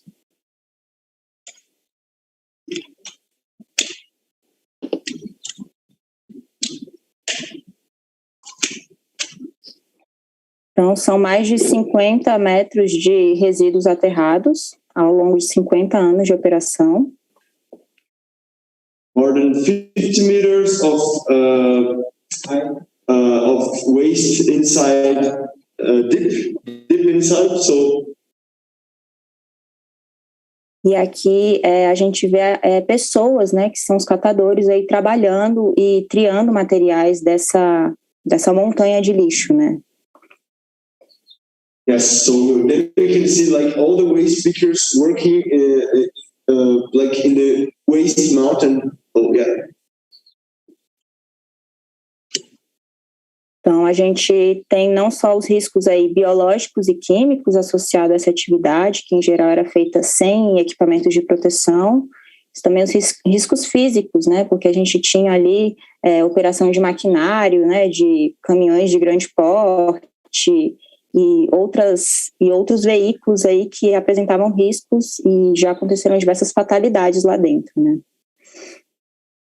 So more than the biological and chemical risks related to the fact that they were working inside the waste without equipment, there was also the physical risk of the waste pickers working in the middle of the operation. So we had the trucks, and it was like we had many cases of waste pickers that were hit by the trucks and were dead, basically. Yeah, fade away. Yeah. Então, o grande desafio nosso era fazer essa transição, né, com essas pessoas que trabalhavam historicamente, às vezes há várias gerações, né, atuavam no lixão, para instalações adequadas, né, com equipamentos, com infraestrutura, né. So it was, of course, a challenge to convert this to that situation to a situation with real and proper infrastructure. E é uma questão bastante delicada, porque para nós é óbvio que uma instalação é muito melhor do que trabalhar ao ar livre, sem banheiro, sem refeitório. Mas essas pessoas trabalham lá há 40 anos, né? Então, esse trabalho envolveu toda uma dinâmica de mudança de cultura, de mudança de sistema de trabalho e de mudança de concepção mesmo do que é um ambiente de trabalho adequado, né? So for us, it can sound very obvious that it's better to work in a place with a proper bathroom and a proper place to have food to eat and to work indeed. But for them, they were very tense with that possibility because it was so much outside of their way of life. So yes. Yeah. Então, para fazer essa transição da forma mais planejada possível, a equipe técnica utilizou aí um pouco da metodologia do PDCA para aplicar para desenvolver todo o processo, né, de transição. Yes. to make this possible, we needed to use really sophisticated methodology, like a real methodology using PDCA to solve this, to like make a real process of converting this situation. Então, aqui a gente vê uma imagem, né? Então, a transição, ela objetivou a ida para um galpão construído do zero, né? Então, a gente planejou e construiu 2 galpões previamente pensados para a atividade de triagem, e também foram alugados alguns galpões para, enquanto os galpões definitivos não ficassem prontos, esses catadores tivessem onde trabalhar, né? Quando o lixão fosse fechado. So to make it possible, the entire process, we had to think before. They had to think before and build the triage center, the sorting centers from scratch, because there were none, and they also had to rent some places, because during the closure, some of the new ones weren't ready. So it was a way to allocate the waste pickers during this period. Perfeito. Então, na etapa de planejamento, né, nós fizemos uma breve listagem de quais seriam as atividades desenvolvidas nas unidades de triagem, né? Yes, so here we can see the general process of how the units of sorting waste work. Isso, então a gente tinha ali a gente tem, né, a atividade de recebimento dos resíduos, de triagem dos materiais recicláveis. Nessa triagem é uma triagem positiva, onde os catadores triam o que é de interesse para comercialização. O material que é considerado rejeito é destinado para o aterramento no aterro sanitário, e a parcela reciclável é prensada, enfardada e estocada para a posterior comercialização. Yes. So as for explaining, I think although it was in Portuguese, you understood. So waste receiving, then sorting of recyclable materials, then what is not worth it and what we cannot sell, what is not recyclable, goes to the non-recyclable materials place. So that's basically trash. And pressing, billing, sorting of recyclable materials, and then recyclable material and selling. A gente também fez um levantamento de quais seriam os equipamentos mínimos para que essas unidades funcionassem da forma adequada, como a proposição feita, né? Então, a gente lista aqui equipamentos de grande porte, como, por exemplo, esteiras, prensas, empilhadeiras, e também equipamentos menores, né? Como balanças eletrônicas, container para armazenamento de rejeito. Yes, so to make it possible, we really needed to do some engineering thinking indeed, to find the proper resources so they could work, because they needed to convert to this reality, so they had to have the proper equipment to do it. So you can see the lifting vehicle, the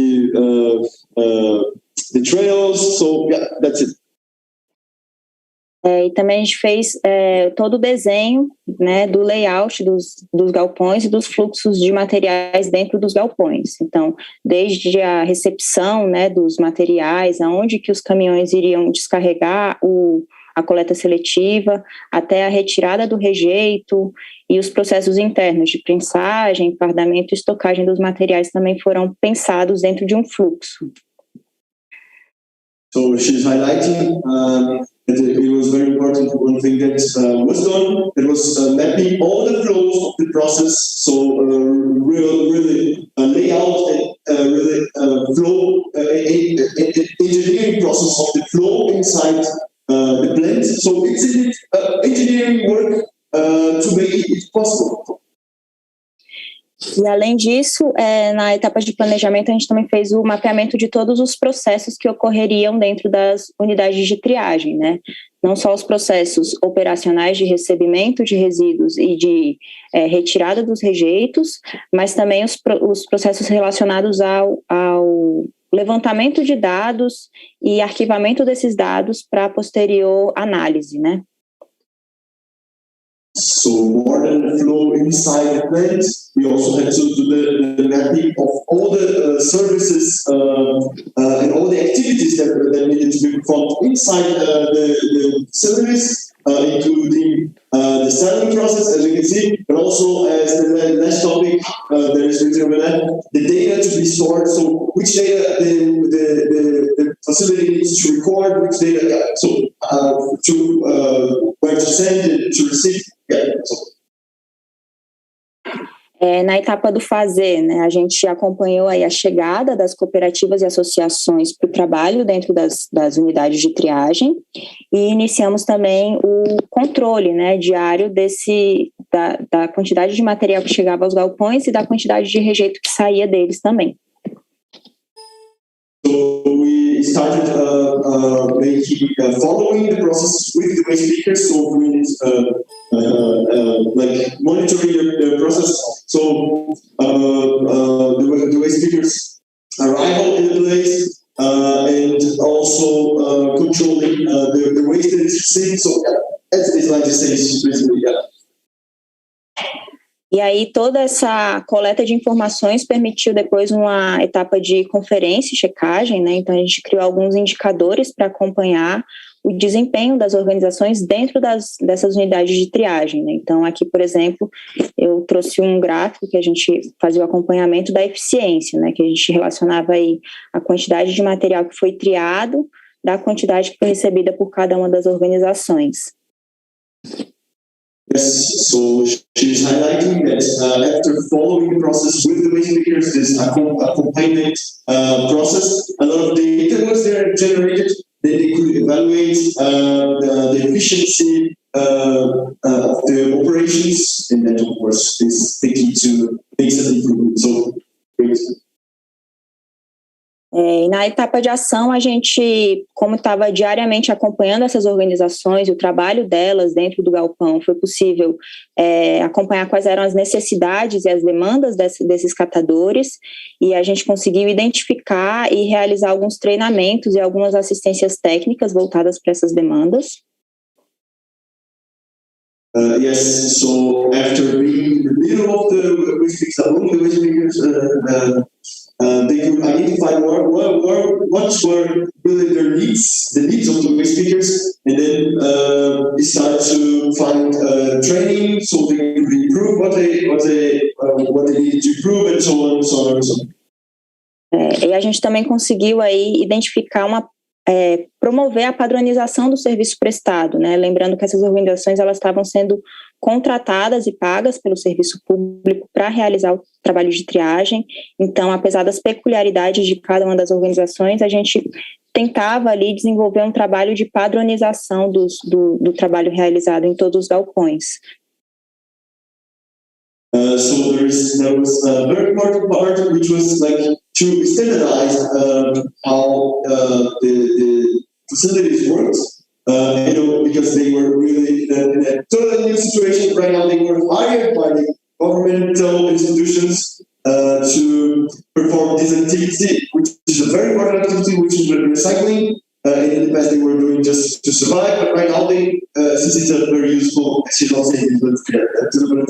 it's a super useful and vital activity to recycling, they were hired by government, and so it also needed to be standardized. E outro ponto muito importante de lembrar é que, por mais que as usinas fossem um ambiente novo para essas organizações, a gestão das usinas também era um serviço novo por parte do serviço público. Então, a gente também fez toda uma revisão de todas as etapas que estavam sendo propostas, dos processos que foram mapeados. Eles passaram por revisões constantes para a gente ir melhorando também o trabalho que a gente estava fazendo de acompanhamento. So not only it was a new situation for the waste pickers, but it was new also for the public authorities, of course, and the public sector, because indeed it wasn't something done. Not for any reason we had the website. So and then we had to review the process over and over and over and over and over to improve also how the public authorities were dealing with that. Aqui é uma foto, né, uma imagem do galpão definitivo, os catadores já trabalhando aí dentro. E uma coisa que eu acho que é muito importante lembrar é que esse processo ele não foi feito de forma imposta, né? A gente foi construindo todo esse trabalho junto com os catadores, porque não tinha como a gente conversar com eles, estabelecer um diálogo, uma relação de confiança, sem envolvê-los nesse processo também. Yes, so as you can see in the picture, as you said, we have the speakers already working in the place, and it's very important to highlight that this was not like imposed for them. It was a process of also convincing the speakers, so the process would be solid and not just like saying the speakers you need to go there. No. It was a process of convincing, of getting them on board, getting their understanding that it was a positive change. É isso, muito obrigada, estou à disposição para qualquer dúvida. Thank you so much.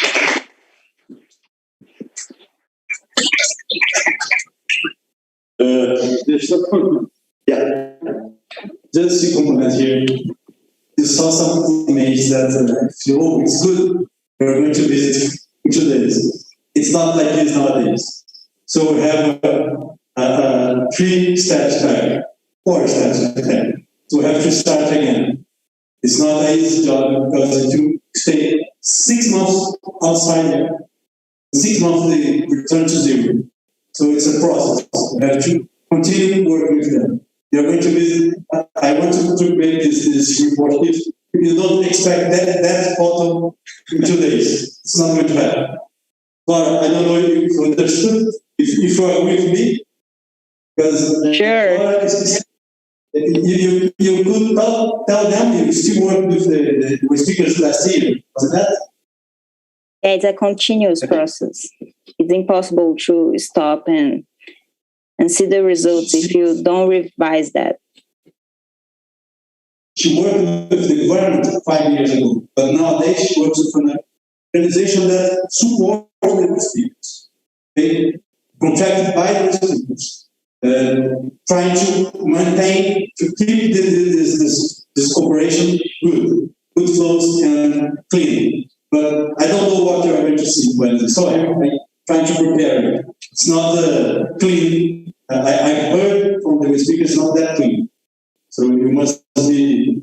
We're going to talk about this tomorrow. Yes. So I was thanking Flora and Professor Valdo, and I will just ask, because this is a key presentation indeed. So do we have doubts? Any doubts? Any comments? Anything? Questions? Anything? Perfect. There was not a doubt, but there was a comment that, hey, yes. Okay, perfect. So, any doubt? Anything? So, yes, I must thank you so much again, Flora. It was really nice. I also I wasn't aware of some of the information Flora brought, so I think it was great. So, Flora, muito obrigado, Flora. Thank you. Trouxe coisas novas que... Ai, thank you. Eu trouxe, inclusive, coisas novas que eu já ouvi o PC falando de várias coisas, e inclusive conseguiu trazer coisas novas, então foi fenomenal. And yes, so and I was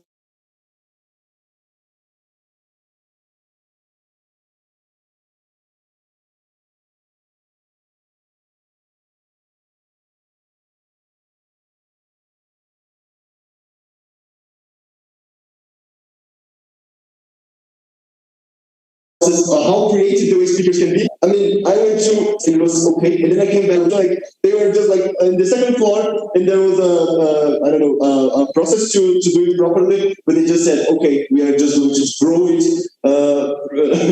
to the first floor, from the second floor to the first floor, just like, yeah. So that was just an example of how the speakers can make a lot of, their operations in a very, so yes. So I think we are concluded now with Professor Paulo Sasso with the main context, and with Flora telling very specific and interesting aspects of the speaker's challenges. So we can move forward in our schedule to the next part, which is to talk about the previous projects. Yeah, and I think we can already start with Puma maybe.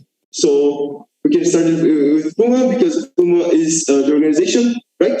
So we can go from Puma to the way speakers context. Yeah, I think that would be a good approach. We are just going to talk very quickly because tomorrow we are going to get back to this subject. So this is it. Yeah.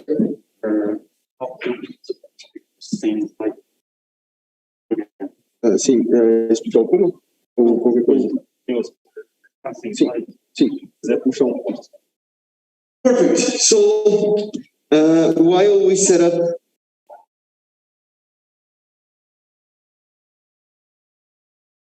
yes, we are going to do a small setup here. We know.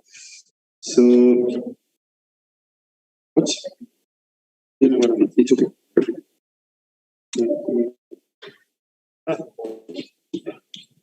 Yes. So.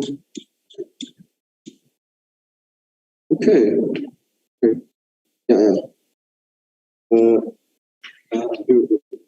Eu continuo com essa explicação, ou entra direto como já deu um pouco? So, perfect. We are going to start with Puma, and Puma is a way to integrate the activities of the projects, and then we are going from Puma to the content of the project itself. So yeah, that will be the flow that we are going to do. You will understand with time. So perfect.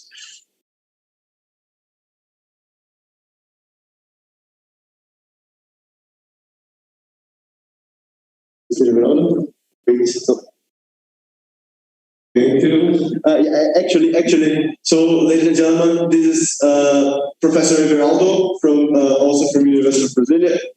He concluded he's one of our newest professors. He was also a student in the past of production engineering, and it's so nice that he's a professor now. So let's welcome Mr. Everaldo. Thank you very much.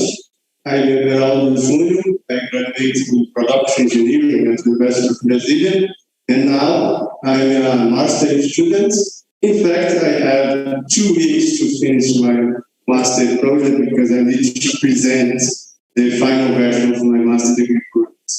And I'm a volunteer professor at UNB, and I'm responsible for planning the Puma module.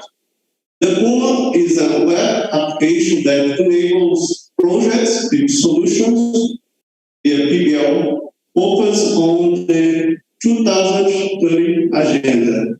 Puma means Platform for Unifying Methodologies of Active Learning. Puma, P-U-M-A, in Portuguese, Puma. This is one of the objectives of Puma because there are many Puma objectives. The next page. It isn't working. Okay. This is an overview of Puma modules. The plan of Puma has 12 modules. The first module is disclosure of project results. The idea is to create a homepage to disseminate the results, the best project tools about PBL initiative, for example. The next module is submission of project proposal. The idea is to create an area where stakeholders you submit their real problems for a student solution. This is to create an area for this. The third module is allocation of project proposal. The idea is an application of an algorithm, a code, to allocate projects in disciplines, in courses, in subjects. with machine learning, data mining. I created this code in my master project, but you need to integrate this code in Puma. The next module is evaluation of project proposal. The idea is to create an area for selection projects. Professors, you select or accept or reject project proposal. This is the idea. Next, creation of courses. Through this module, professors can create courses and put information about knowledge areas, because the allocation of projects is all based on knowledge areas. So because of this, there is this module. Next, creation of teams. From this module, professors, you divide students into teams. So create teams to solve real problems from stakeholders. Next, peer assessment. The idea is to create an area where students, you evaluate each other's skills based on the skills. So the idea is create an area for peer assessment. Stakeholder feedbacks. The idea is put functionalities for stakeholders. Stakeholders can give feedbacks about projects and get information of their project. For example, information about activities of projects. Next, assignment of course grades. An area for assignment grades. The idea is to create a space where professors can calculate grades and shows the grades for students. Evaluation of the PBL methodology is an area for to plot graphs and performance reports of professors, of students, of the PBL methodology. The idea is to use data to improve PBL methodology. So in these areas, you use data mining, machine learning, and other techniques. Recommendation of trainings. The idea is an application of an algorithm or an automatic process to recommend trainings or workshops based on gaps of skills, gaps of student skills. This is the idea. And the last module is alumni follow-up. Is to keep information of former students, graduate students. So this is the overview of Puma.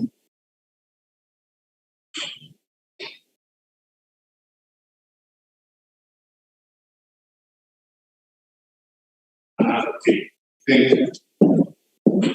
These are the functionalities developed in the last semester.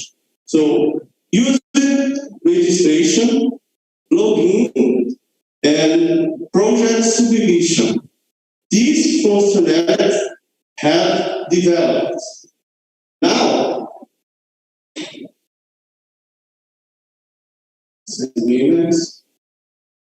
this is the proposal of scope for this semester. Teams need to test the functionalities developed, user registration, login, and project submission. Teams need to finish the development and test these functionalities, pre-functionalities, creation of courses, evaluation of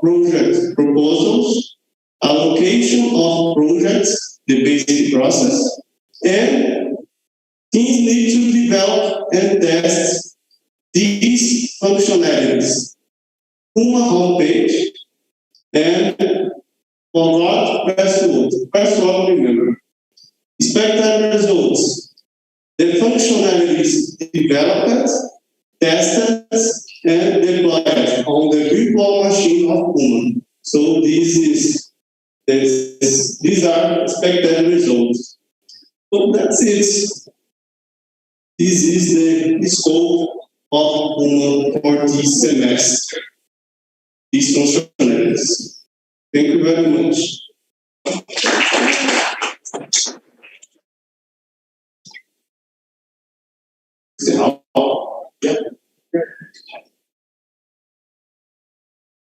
Inspired by your presence, Mr. Veraldo. Thank you so much, Mr. Veraldo. Yes, this keeps here. So yeah, Puma is a very interesting tool. There is aiming to facilitate and to improve and to catalyze all this doing of integrated projects. So it's so nice to see always the perspectives. And right now we enter into the context of waste.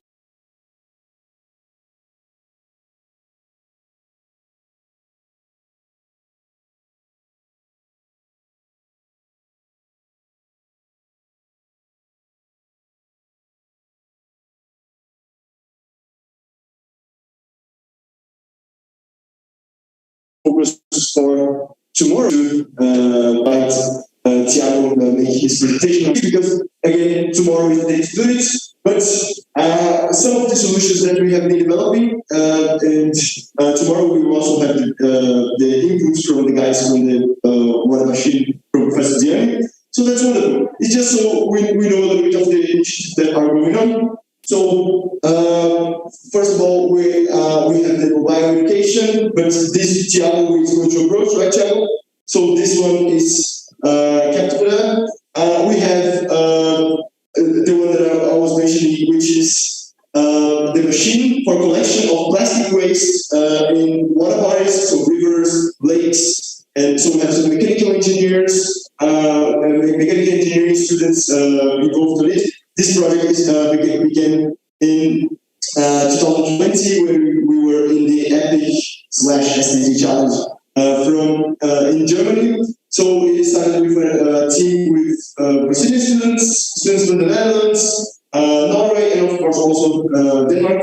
And it has developed. So we had students from Brazil, also from mechanical engineering, who joined later. And right now we have nice prototypes of this project. So to make this automated machine to collect plastic waste in water bodies. So this is one of our projects going on related to this waste issue, but it's less related. Maybe we can say that less related to the waste pickers in terms of concentrated, but it collects waste and it also helps, of course, with the waste chain, so it's helpful.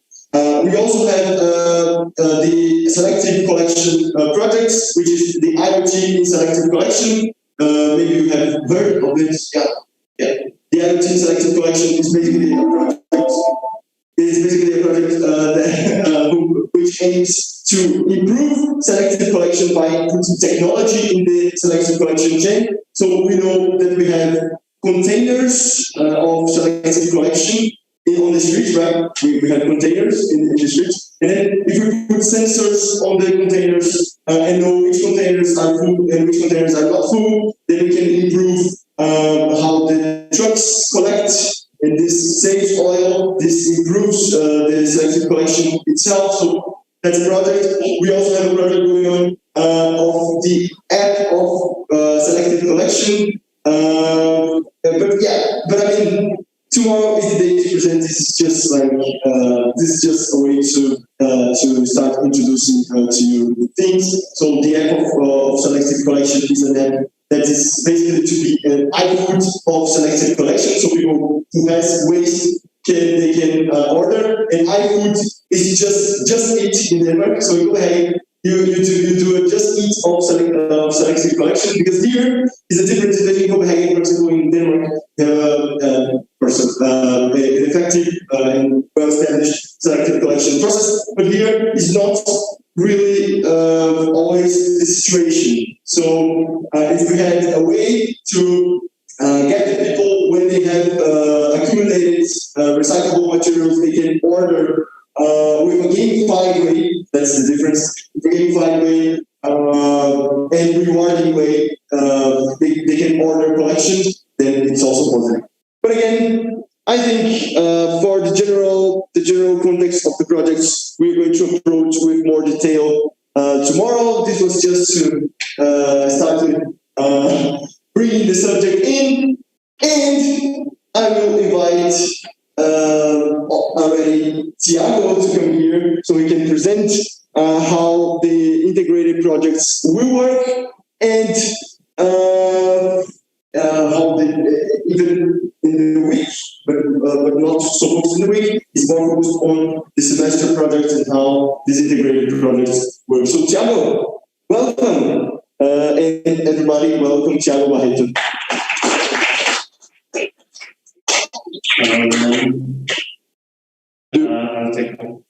Yes, you can. So perfect. Yeah.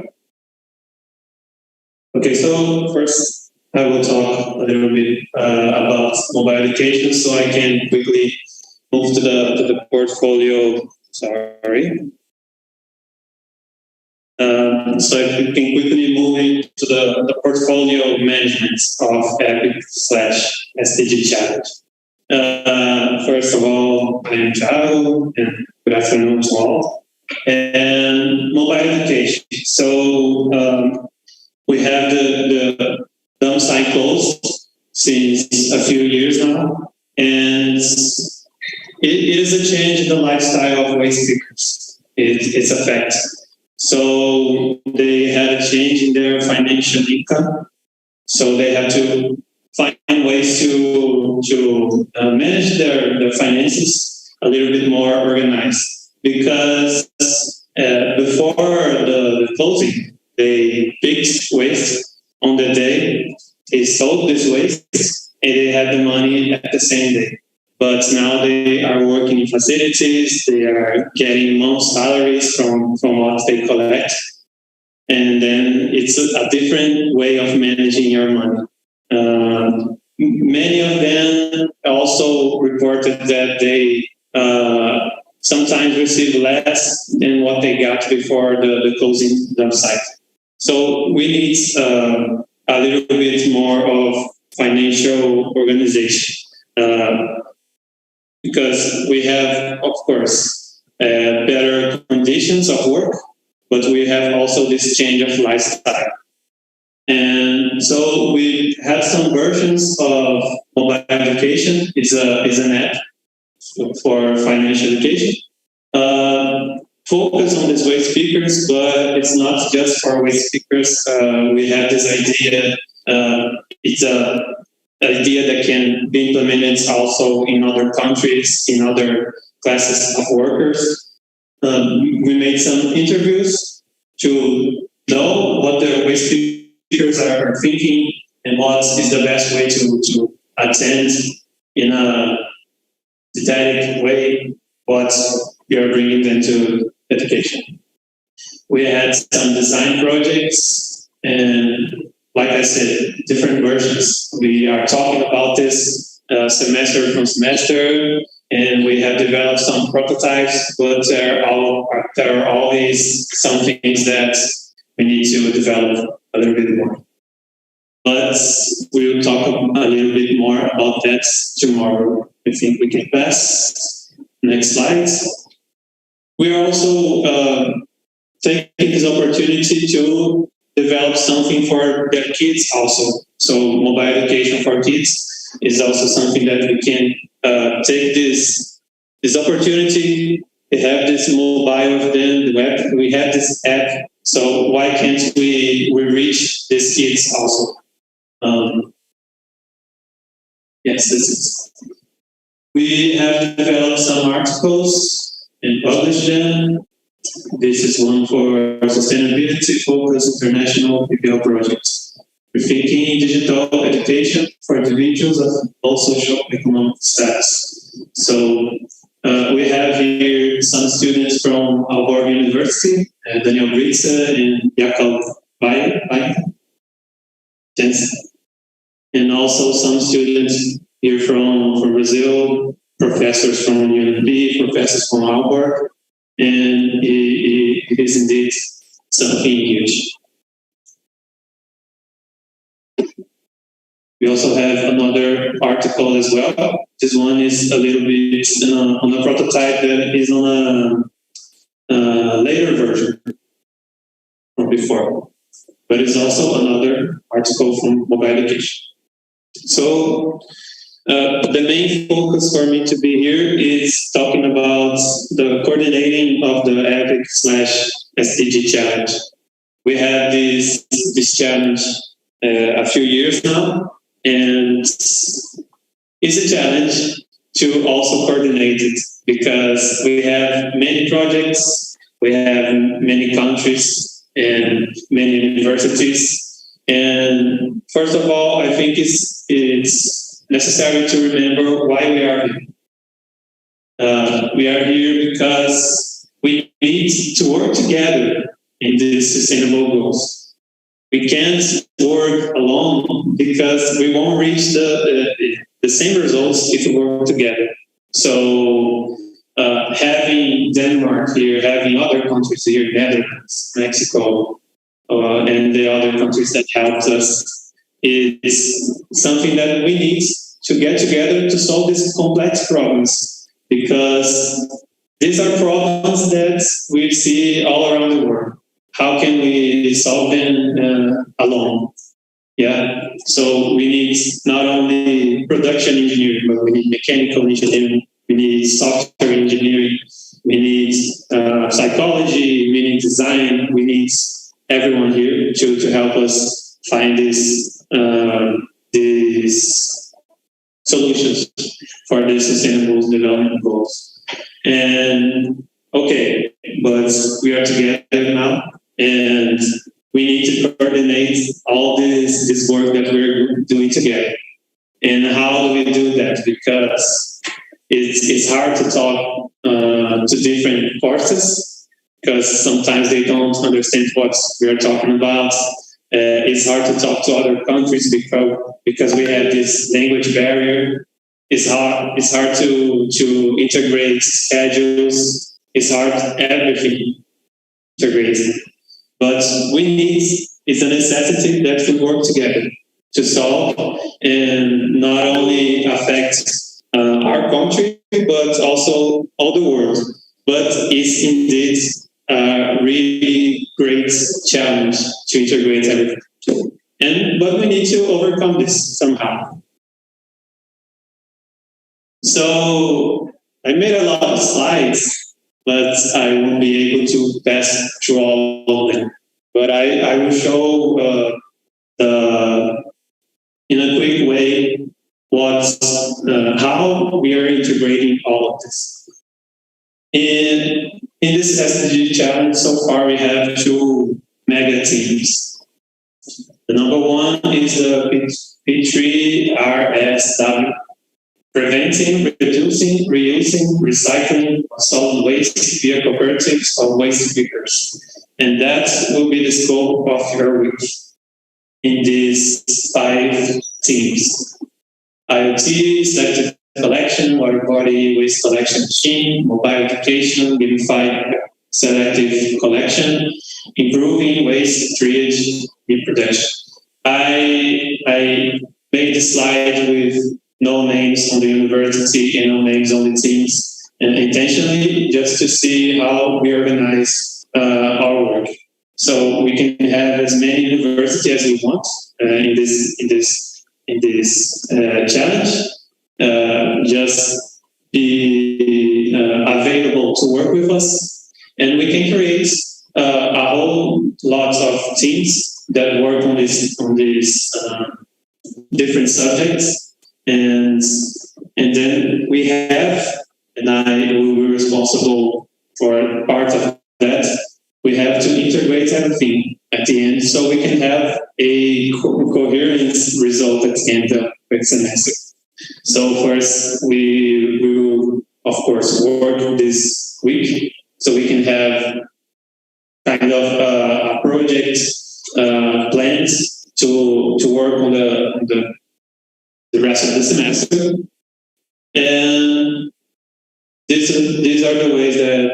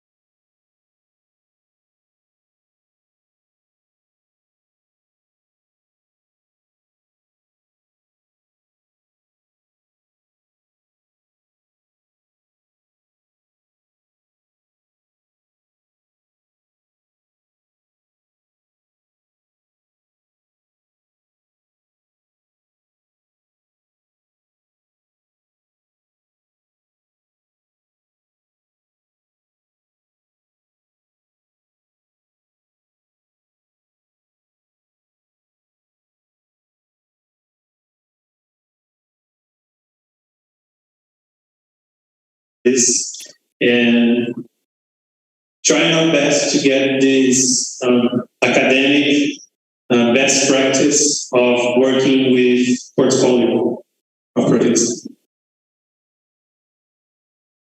And also that mobile application, IoT selectives, water body, waste, and all of the teams will be put on the mega team. So there's a lot of projects, a lot of teams. So it's a huge challenge as well to integrate all of this. But as I said, it's a necessity if we want to achieve the SDG goals. So this is an integration methodology we use in previous semesters.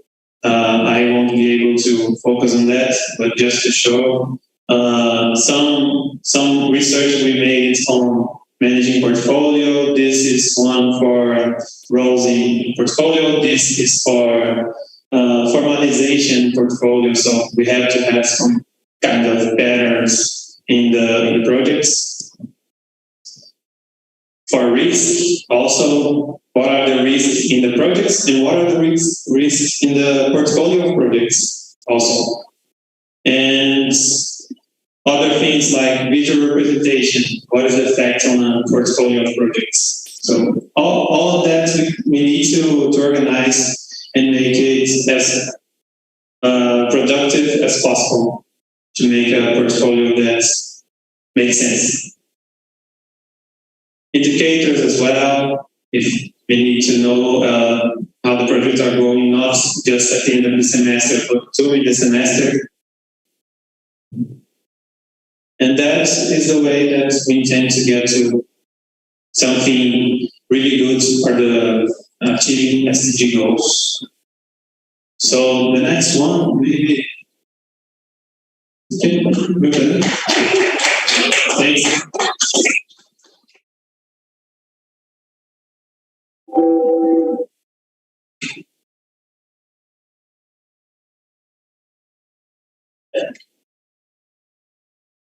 Thank you.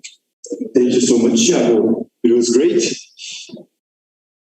And it was really good to see that, yes, we are improving the way to integrate projects. And this is vital for, of course, creating a solid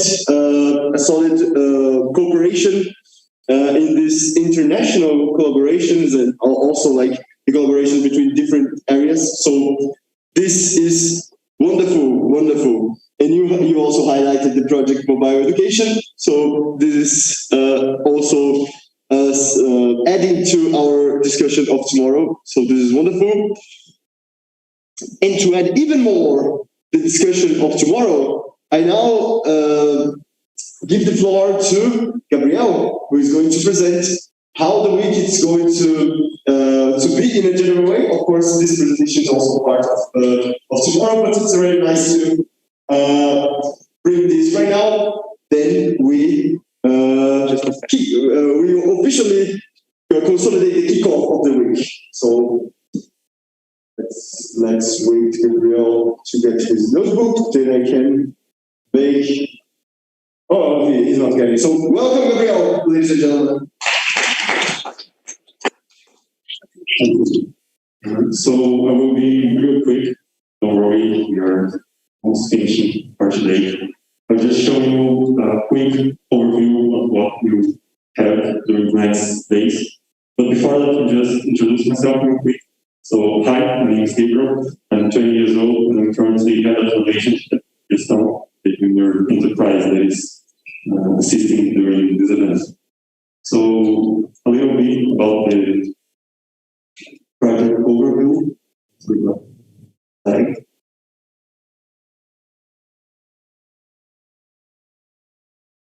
So we are having the event. We started today, and we'll go to January 29. Then during this event, you will build some project proposals that will be executed during the semester. So you are building the projects that will be done during the whole semester at UNB. And then we have the final project deliveries in June. So that's the major schedule that we have. And talking a little bit more about the event itself. So today we have the opening ceremony, additional lectures, just more an introduction and an overview of what we will be doing during this week. Tomorrow, I will talk a little bit about with you facilitating the whole week, the instructions and everything. So I'll talk a little bit with you about scientific principles and the week deliveries. So tomorrow we will understand a little bit more what is this project proposal that you have to deliver. And you do lots of project work already, focused mainly on understanding the challenge of the team that your group will work on, and also prepare for the field work that we'll do on Wednesdays. On Tuesday, we'll have more project work to wrap everything up, finish all the project proposal, and prepare your presentations that you make on Friday. So Friday we'll have the final presentations for every group. We'll have some feedback, some comments, then we close the FTVs, and on Saturday we have the final team meetings just to make the final alignments based on the feedbacks. Then we have the final project proposals that will be done and work during the whole week, during the whole semester actually, in EST courses. So that's it. That's just a real quick overview of this week. I'll meet you all tomorrow here at the auditorium in the morning. Then we invite you some classes to start the group work. Thank you very much.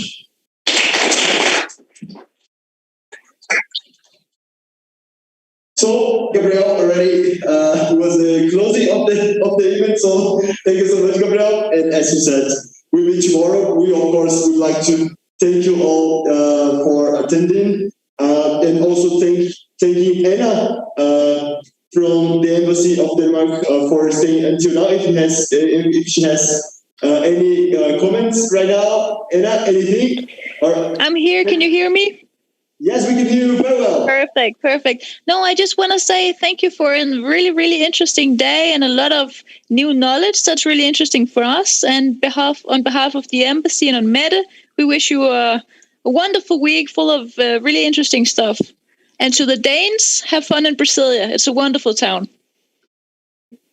Thank you so much, Anna. And that is the conclusion. I also thank we thank, of course, very much the Embassy of Denmark, and we also thank our partners, Aalborg University, the Danish Engineering Association, UNDP, and the others. So thank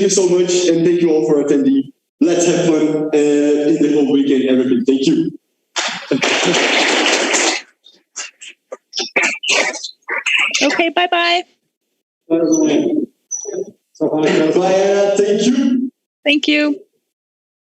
Thank you.